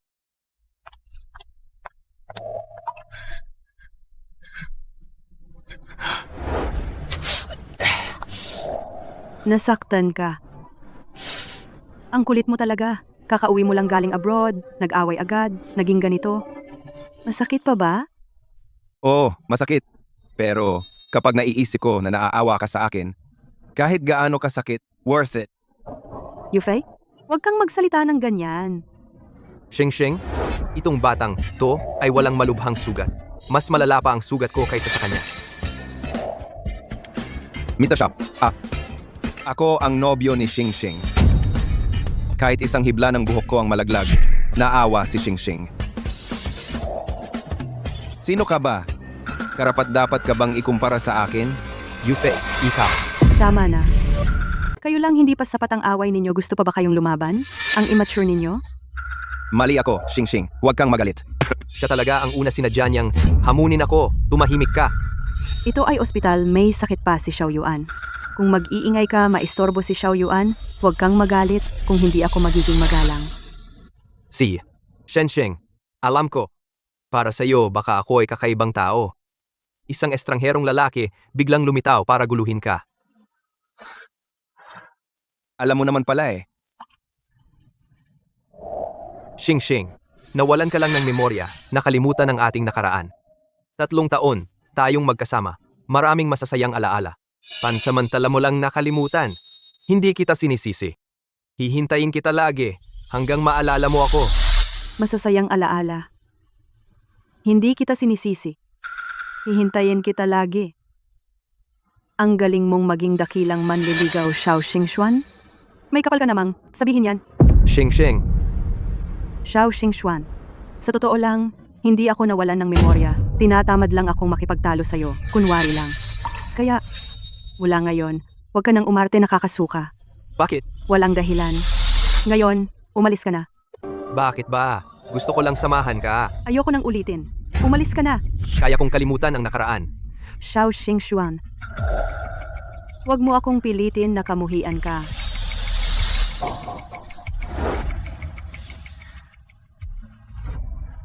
Ang nakakainis na tao na iyon, sa wakas umalis na.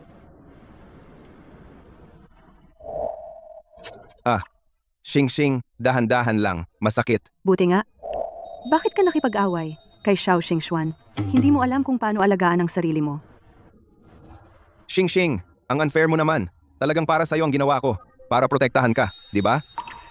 Sasabihin ko sa'yo, kung hindi mo ako pinigilan kanina, siguradong sinuntok ko ang... Alam kong para sa akin ang ginagawa mo. Salamat. Walang anuman. Ipinangako ko na sa'yo dati. Kapag gumaling na ako at bumalik, ako naman ang magpoprotekta sa'yo. Nagawa ko na. Sina. Na ginawa kitang nobyo ko. Ginawa kitang panangga. Kasalanan ko yon. Pero ngayon, umalis na rin si Xiao Xingxuan. Hindi mo na kailangang magpanggap. Hindi ako nagpapanggap. Ang pagiging nobyo ay peke. Pero ang pagmamahal ko sa'yo ay totoo. Sheng.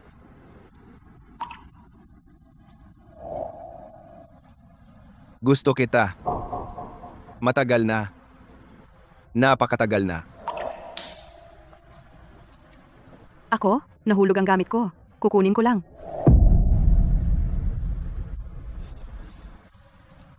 Noon, may sakit ako. Hindi ako karapat-dapat sa'yo. Ngayon, gumaling na ako. Sheng, papayag ka bang bigyan ako ng pagkakataon na ligawan ka? Ako.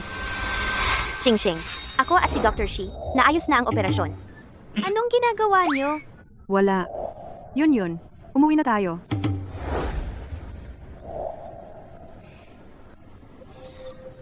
Sheng.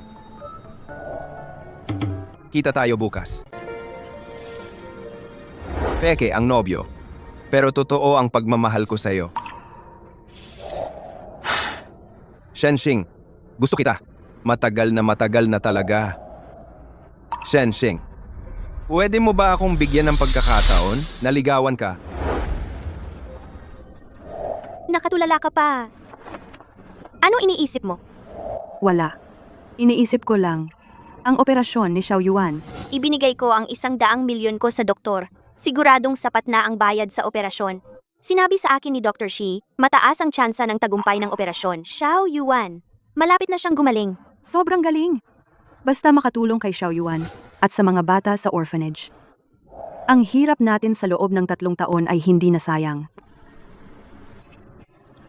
Ngayong araw, nakipag-usap ako kay si Fancheng ng malinaw. Ano ang sinabi ninyo? Ano pa ba? Sinasabi kong ayaw ko sa kanya, inis ako sa kanya, pinaalis ko siya, wag mo akong guluhin. Pero, hindi siya ganoon kadaling sumuko. Oh, ako rin paulit-ulit ko nang sinabi ng malinaw kay Xiao Xingxuan. Wala akong interes na makipagbalikan sa kanya. Ngunit, sa tingin ko, hindi siya madaling sumuko. Wala ring silbi ang isipin yan ngayon. Kapag may problema, haharaping gagawan ng paraan. Unahin nating ayusin ang sarili nating buhay. Oh, Xingxing, wala kang interes kay Xiao Xingxuan. Paano si Yufei? anong sinabi mo?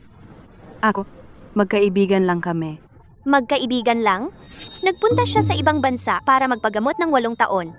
Taon-taon kang sumulat sa kanya. Bilisan mong magsabi ng totoo. Magsabi ka ng totoo. Ay.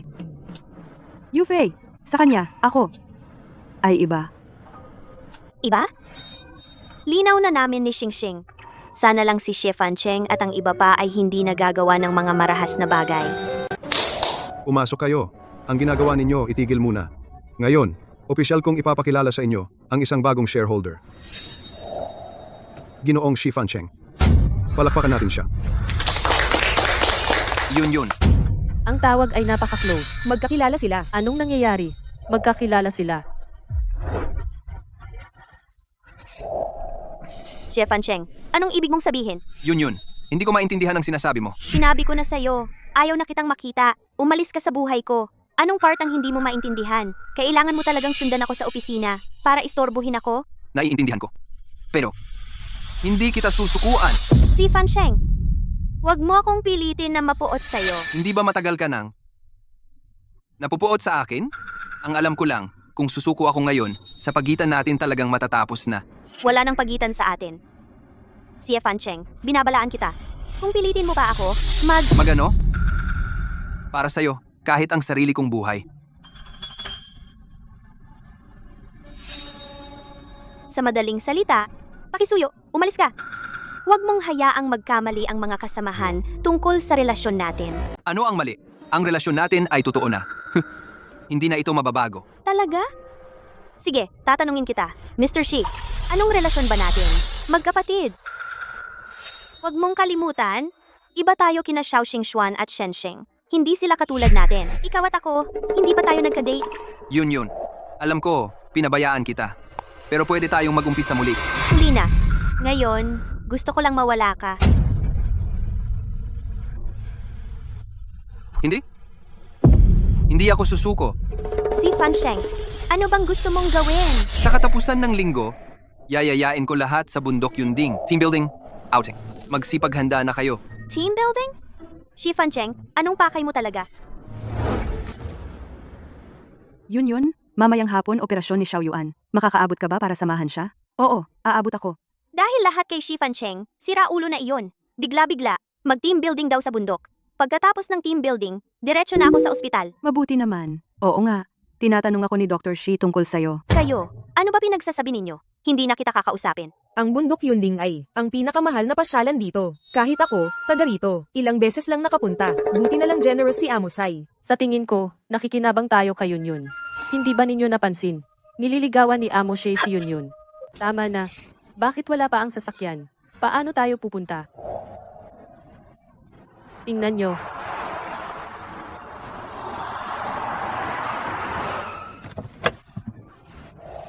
She. Ang mga sasakyang ito, Sa inyong pang-araw-araw na trabaho, pagod na pagod kayo. Ngayong araw na ito, ako ang bahala para makapag-relax kayo.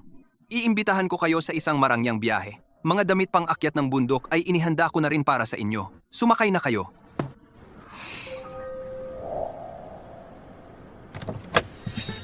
Sumakay na kayo. Kayo, pasensya na, yun. Kung gusto mo, sumama ka na lang kay GXC at makisakay na lang. Dali, Tara. Yun.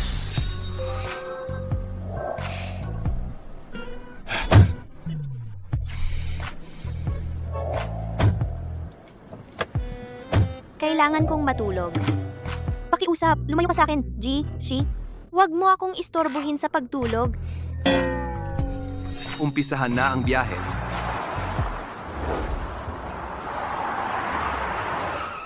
Zai, narito na tayo. Tulog na ba siya?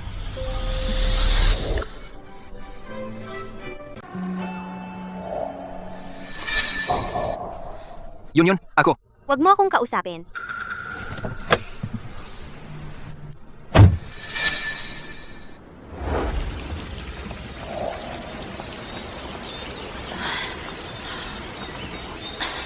Kainis Naxia Fansheng. Anong klaseng aktibidad ito para sa team building? Ba't kailangan umakyat ng bundok? Pagod na ko. Yun. Magpahinga ka muna at uminom ng tubig. Hindi na. Yung. Okay ka lang ba? Okay lang. Ikaw ang dahilan. Nagtatampo ka sa akin. Walang problema. Pero ang katawan mo, ang mas mahalaga. Uminom ka ng tubig. Pakiusap, uminom ka na. Okay? Siya talaga, kumpara dati, iba na. Yun. Naalala ko noong mga bata pa tayo, sinabi mo sa akin, sana kapag lumaki na tayo, sasamahan ka ng kuya. Malibot ang mga bundok at ilog. Napalampas natin ang lahat ng iyon. Ngayon, gusto kong lahat ng ay ibalik. Ito pa ba ang naaalala kong Xie Fancheng? Ang baba mo naman? Umuulan na. Dali, akyat tayo. May pavilion sa itaas para masilungan. Yun. Biglang umulan sa maaraw na araw. Alam mo ba kung ano ang ibig sabihin nito? Ano? Kapag may kakaiba, may dahilan. Yun.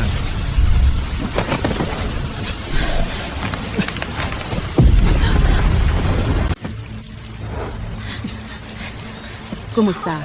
Narinig ko sa bundok Yunding may nangyaring aksidente. Nakita mo ba si Shi Yun? Siya yun. Yun. Si Yun at si Amo Shi ay nahulog sa bangin. Pakiusap, kumalma ka. Nagsasagawa na kami ng masinsinang paghahanap at pagsagip. Okay lang. Sasama ako sa inyo para hanapin siya. Binibini, tingnan mo ang panahon. Lalong lumalakas ang ulan. Baka mamaya magkaroon pa ng landslide. Mas mabuting umuwi ka na at maghintay ng balita. Hindi. Si Yun ay hindi alam kung buhay o patay. Paano ako makakaalis? Nangako tayo na maging matalik na magkaibigan habang buhay. Magkasama sa hirap at ginhawa. Kailangan kong manatili. Shenshing, kumalma ka. Bitawan mo ako. Hindi mo ba narinig ang sinabi ng rescue team? Maaaring mapahamak ang buhay mo. Namatay ka na minsan. Gusto mo pa bang para kay Xie Yun, mamatay muli? Makinig ka sa akin. Umuwi tayo at maghintay ng balita. Pwede kitang samahan. Tumahimik ka. Para sa iyo ito. Hindi kita kailangan. Akala mo'y para sa akin. Alam mo ba? Nang marinig ko ang pagkamatay mo, labis akong nalungkot. Sa wakas, may pangalawang buhay ka na. Si Xie Yun ay napakahalaga sa iyo. Mas mahalaga pa kaysa sa iyong buhay. Ako. At ang mga taong nagmamahal sa iyo. Kung may mangyari sa iyo, ano ang gagawin ko? Huwag mong dundungisan ang iyong kamay. Hahadlangan mo rin ako? Xing, nakalimutan mo na ba? Si Yun ay kaibigan ko rin. Sasamahan kita sa paghahanap. Shenshing, sa iyong puso, ano ba talaga ako para sa iyo? Xiao Xingxuan. Huwag sa harap ko gumanap ng malungkot na eksena. Ang iyong sakit ay walang halaga. Kasalanan ko ito sa iyo. Alam kong mali ako, pero mahal na mahal kita. Hindi mo ako minahal kailanman. Ano ang sinabi mo? Hindi mo ako minahal kailanman. Dahil hindi mo talaga ako nakilala. Paano naman? Hindi mo naiintindihan. Paano mo naman hindi malalaman? Si Xie Yunyun para sa kanya ay napakahalaga. Guro. Si Shenxing at ako ay lumaki sa orphanage na magkapatid na babae. Kami na lang ang may isa't isa. Kung ako man ay susuko sa kanya, Wala na talagang tao sa mundo na magmamalasakit sa kanya. Hindi talaga ako susuko. nangako tayo na lagi tayong magkasama Yunyon. Pasensya na. Matagal na, hindi nagkita. Ako, na 8 taon nang nasa ibang bansa, alam na alam. Sina Ate Xingxing at Ate Yunyun, mula pagkabata ay lumaki sa orphanage. Sila ang isa't isa na nag-iisang pamilya at tanging sandalan Xiao Xingxuan paulit-ulit mong sinasabi na nagmamalasakit ka sa kanya. Pero, alam mo ba talaga ang kanyang nakaraan? Mahalaga ba talaga sa iyo kung ano ang nasa isip niya? Sheng, hindi ganoon. Mahal na mahal kita. Para makita ka, pumayag ako sa sistema na isugal ang sarili kong buhay. Maniwala ka sa akin. Tama na. Inaamin ko sa loob ng 3 taon nagkaroon ako ng damdamin para sa iyo. Pero naintindihan ko na hindi mo talaga ako minahal. Kahit ngayon, ang mahal mo ay isang persona lamang. Isang taong sunod-sunuran sa iyo na manliligaw. Hindi si Shenxing, hindi ako. Sheng, Kaya lahat ng sakripisyo mo ay para lang sa sarili mong kasiyahan. At ako, wala akong pakialam.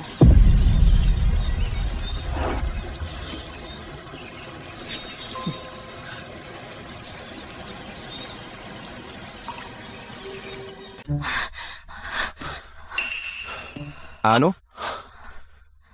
Kanina, sinabi ko kay Xiao Xingxuan, maraming kakaibang salita. Anong palabas? Anong balita ng kamatayan? Ikaw, hindi ka ba curious? Siyempre curious ako. Pero, gusto kong malaman lahat tungkol sa iyo. Pero, lahat ng tao ay may nakaraan. Kapag handa ka ng magbukas ng puso. Kapag sinabi mo sa akin, natural mong sasabihin ang katotohanan. Mahaba pa ang ating kinabukasan. Tara, hanapin na natin si Yunyon. Yunyon.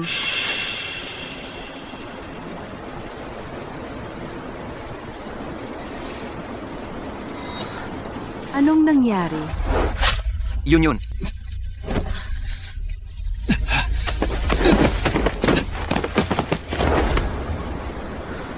Si Fansheng. Yun. Ayos ka lang ba?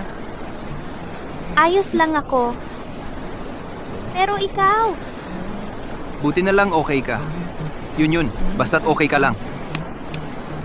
Sapat na iyon. para lang iligtas ako. Kahit ang sarili mong buhay, hindi mo na ba pinapahalagahan? Yun. Sinabi ko na. Para mabayaran ka. Kaya kong ibigay ang lahat. Totoo ang sinasabi ko. Yun. Pagkaalis mo, matagal akong nag-isip. Naiintindihan ko. Sobrang nasaktan kita. Sinabi ko na rin, hindi ko kailangan ang kabayaran mo. Alam ko. Gusto kong gumawa ng isang bagay para sa iyo.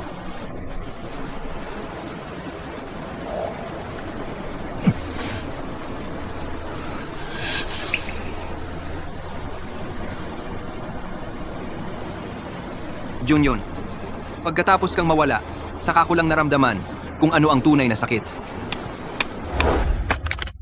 Bakit naman? Bakit mo ako ginaganito? Nagkamali si kuya. Nasaan ka ba talaga? Hanggang sa oras na iyon saka ko lang naunawaan. Sa lahat ng panahon, sinabi kong nakakadiri ka.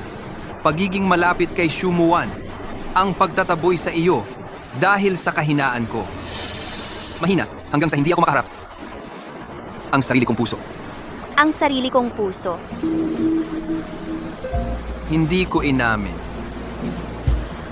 Umibig ako. Aking. Binabati kita, Ghost Zai Fancheng. Target na si Zai Yunyun. Tumaas ang affection ng 10. Yun. Huwag ka nang magsalita. Ang lala ng sugat mo. Huwag mong galawin ang sugat. Oh. Yun. Sa sunod ako sa'yo. Sa sunod ako sa'yo. Basta gusto mo.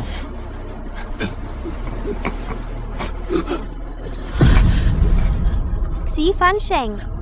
Xi Fansheng. Gising ka. Huwag mo akong takutin. Hindi ka dapat mamatay. Ikaw. Yun. Simula ngayon, dito na ang bahay natin. Para lang sa bahay nating dalawa.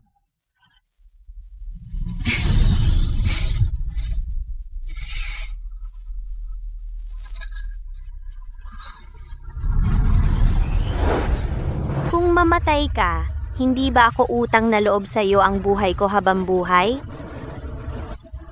Hindi ka dapat mamatay. Bawal kang mamatay, gising ka. Hindi mo pa ako nababayaran.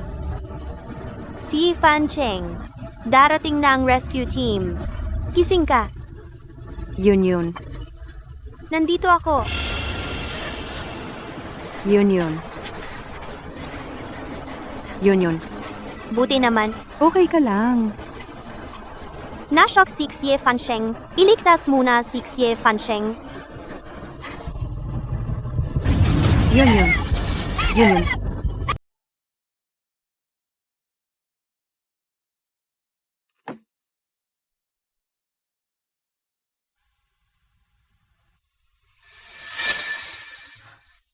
Miss C, nagising na po kayo sa wakas. Nasa ospital po kayo. Dahil sa dehydration, isa pong araw at isang gabi kayong walang malay. Bakit nandito si Xi Fancheng? Siya, malubha ang sugat niya. Kakagaling lang sa operasyon, hindi pa nawawala ang anesthesia. Gusto niya kayong makita agad. Walang tulog, nagbantay buong araw, kaya nahimatay sa pagod. Sa inyo, talagang tapat ang pagmamahal niya. Miss Xie, siya ba ay sino sa inyo? Oo nga, iniligtas ako ni Xie Fancheng kahit ipagsapalaran ang buhay niya. Pero ngayon, ano ba tayo sa isa't isa?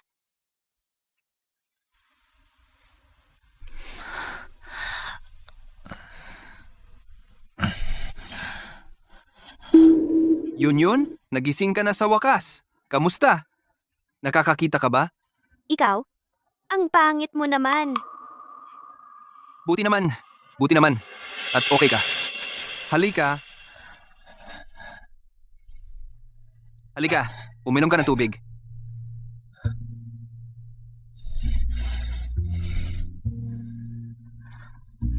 Ikaw, ang nagligtas sa akin. Salamat.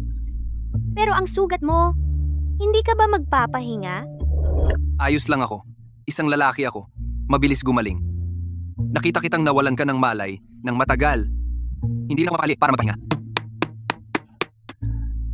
Yun. Hayaan mo akong samahan ka. Okay lang ba? Alam ko, ayaw mo pa akong makita ngayon. Pero ako, Hindi naman.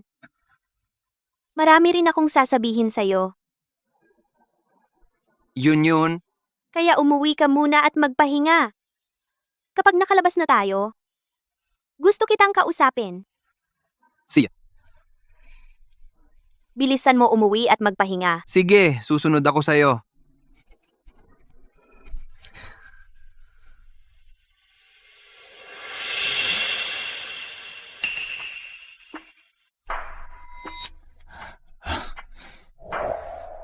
Xing.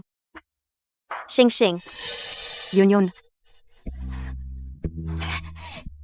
Gising ka na sa wakas. Nasaktan ba kita? Ayos lang, matibay ako. Nag-alala ka. Hindi naman ako nag-alala. Yun. Alam ko, nangako ka sa akin. Magkakapatid tayo habang buhay. Hindi ka magsisinungaling sa akin. Siyempre, kahit mahirap, nakayanan natin ang 3 taon. Ako si Yun. Paano ako magiging madaling bumagsak? Oo nga pala, yun. Si Xie Fancheng kanina. May sinabi ba siya sa'yo? Ngayon, ano ang tunay mong nararamdaman sa kanya? Siya. Iniligtas niya ako. Isinugal ang buhay. Kung hindi dahil sa kanya, patay na ako. Yun. Nakipag-usap na ako kay Xiao Xingxuan at nilinaw na ang lahat. Yun. Kailangan mo ring malaman ang iyong damdamin. Pero kahit ano pa man, susustentuhan kita. Salamat, Xingxing. Oh. Siya nga pala, nung araw ng team building namin, dapat ay araw ng operasyon ni Xiao Yuan. Kumusta siya ngayon? Ang kalagayan ni Xiao Yuan? Hayaan mong sila ang magsabi sa iyo. Xiao Yuan, Yun Gigi. Yun Gigi. Bakit ka nagkasakit? Nag-aalala sa'yo si Xingxing Jeje. Nag-aalala rin sa'yo si Xiao Yuan. Gumaling ka na. Yun Jeje. sige, si Xiao Yun Jehe ay mabilis nagagaling. At si Xiao Yuan natin, kumusta ka? Pinagaling ni Shigege si Xiao Yan. Talaga? Matagumpay ang operasyon. Sinabi ko naman sa'yo, dapat kang magtiwala sa kakayahan ko. Mula ngayon, si Xiao Yuan ay magiging tulad ng isang normal na bata na. Salamat, Dr. Shi. Sa sarili mo magpasalamat. Napakaswerte ni Xiao Yuan na mayroon siyang ate na responsable na tulad mo. Ito ibinalik ko sa'yo. Sa susunod, alagaan mong mabuti ang iyong katawan. Dr. Si. Salamat. Oo nga, Ate Yun. Narinig ko nagkasakit ka. Nag-aalala si Kuya Shi buong magdamag hindi nakatulog ng maayos. Huwag kang magsalita ng hindi totoo, Xiao Yuan. Si Dr. Shi at si ate kakakilala pa lang. Totoo yan. Talagang nag-aalala ako sa'yo.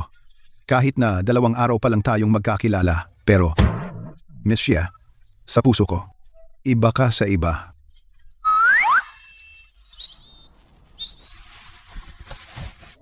Miss Xie, aalis na po kayo ngayon sa ospital. Salamat sa pagod ninyo. Hindi naman po tungkulin namin ito.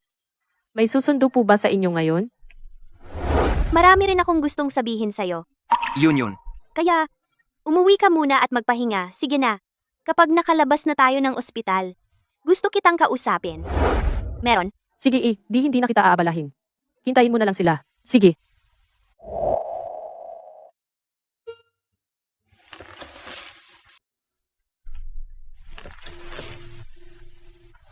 Hanggang doon, saka ko lang naintindihan. Sa lahat ng panahon, sinabi kong kasuklam-suklam ka. Lumapit kay Xu Muwang. Itinulak ka palayo. Lahat dahil sobrang mahina ako. Mahina hanggang sa hindi ko kayang harapin ang sarili kong puso. Ang sarili kong puso. Hindi ko matanggap na in love ako. Ang aking. Si Fansheng. Yun. Yun. Nandito na ako. Oh. Yun. Hindi ba sinabi mo, kapag nakalabas ka na ng ospital, may sasabihin ka sa akin? Tama. Ito ang resignation letter ko. Huwag na tayong magkita.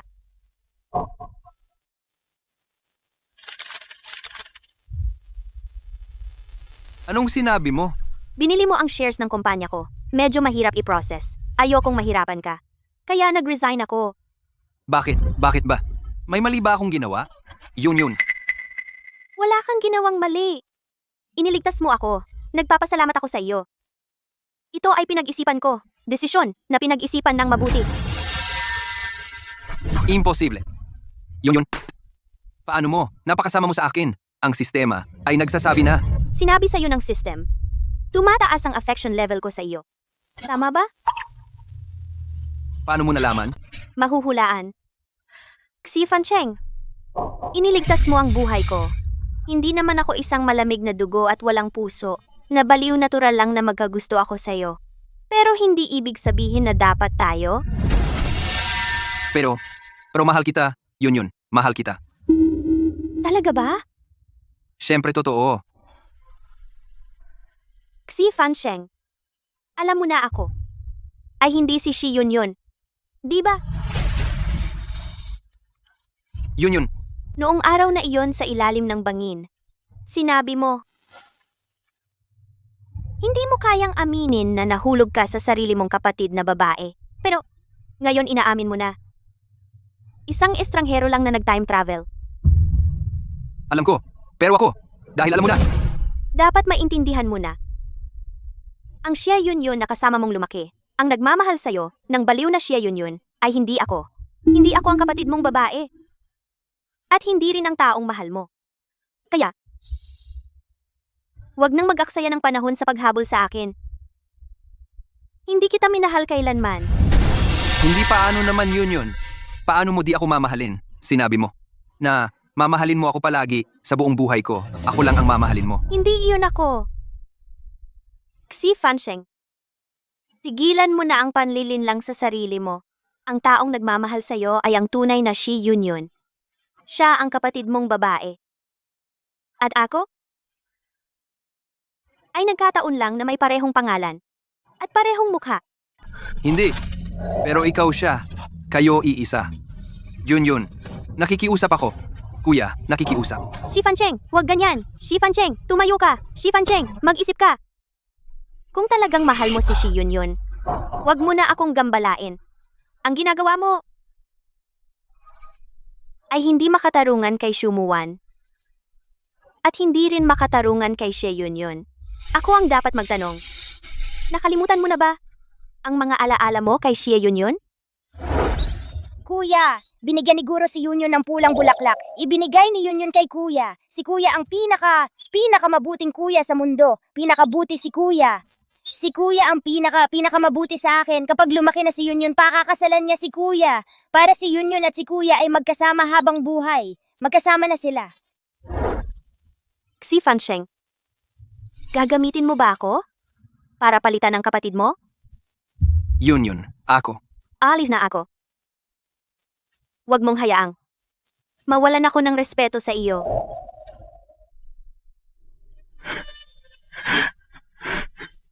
Yun. Yun.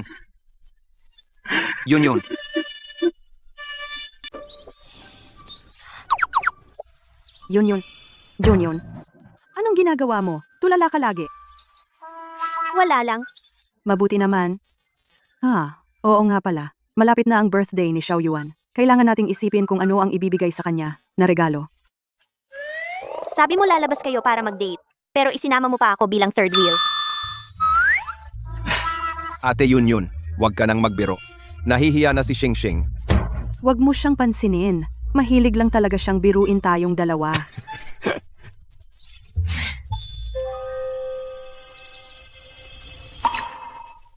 Pero, hindi naman ikaw ang third wheel. Hindi ba si Dr. C? Nasa tabi mo? Huwag kang magsalita ng ganyan. Magkaibigan lang kami ni Luyaw. Magkaibigan lang. Magkadikit lagi. Magkaibigan lang. Shensheng, Oo nga, ako, bilang simpleng kaibigan, voluntaryong sumama kay Miss Xie.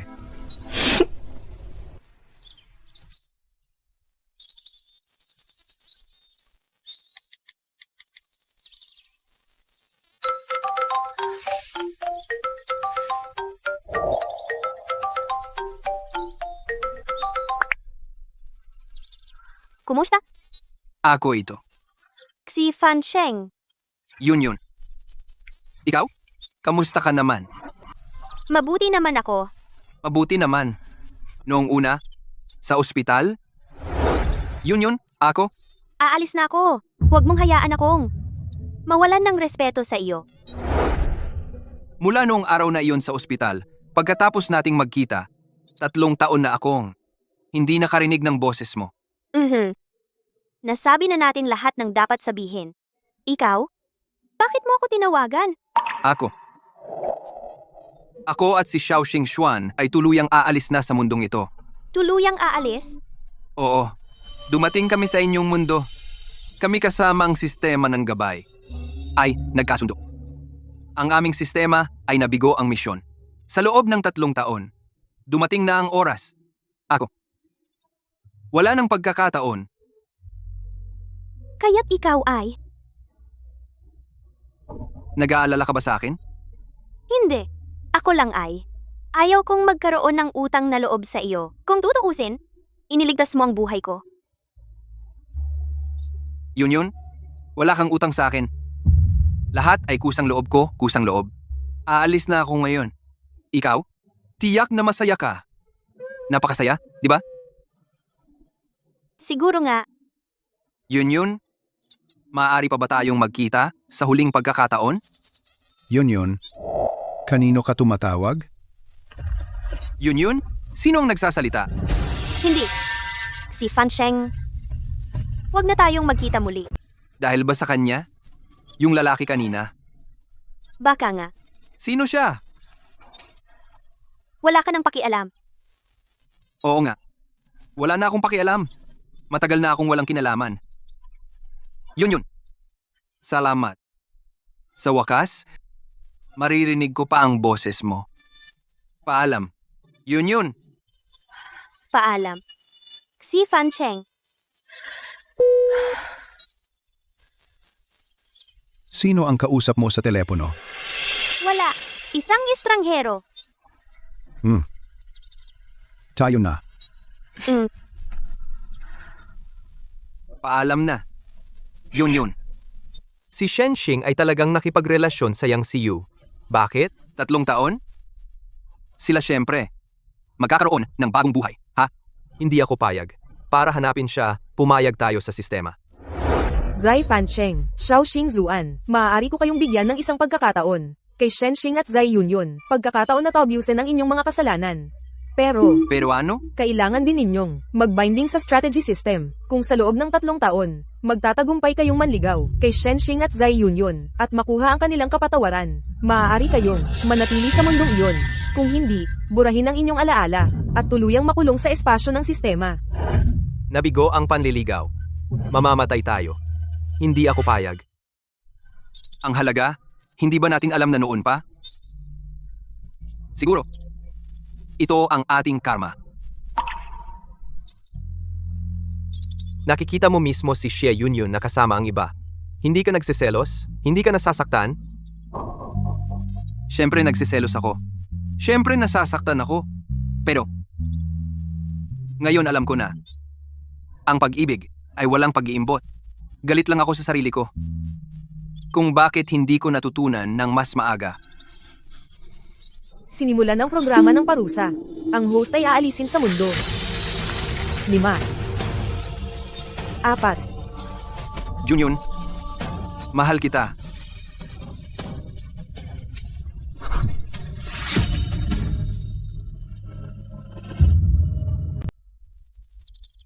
Anong problema? Wala lang. Baka nag-imagine lang ako. Anong pinag-usapan niyo? Wala. 2 host. Xing, samahan mo ako doon. Sige, sasamahan ko siya doon.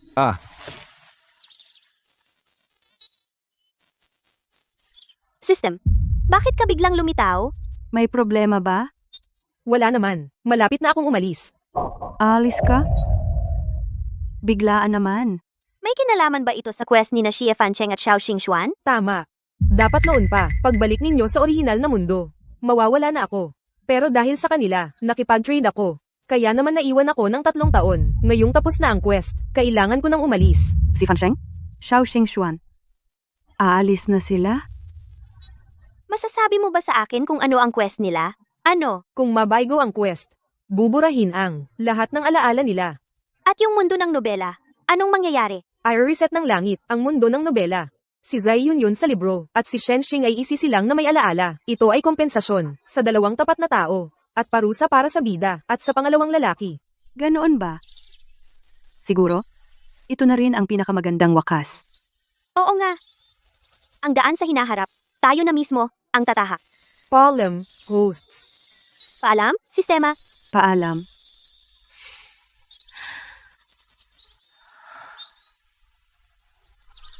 Union. Sa madaling salita, umalis na rin si Xie Fancheng. Kailan mo bibigyan si Dr. Shi ng label? 3 taon ng flirt, hindi pa ba sapat? Siya, bahala na.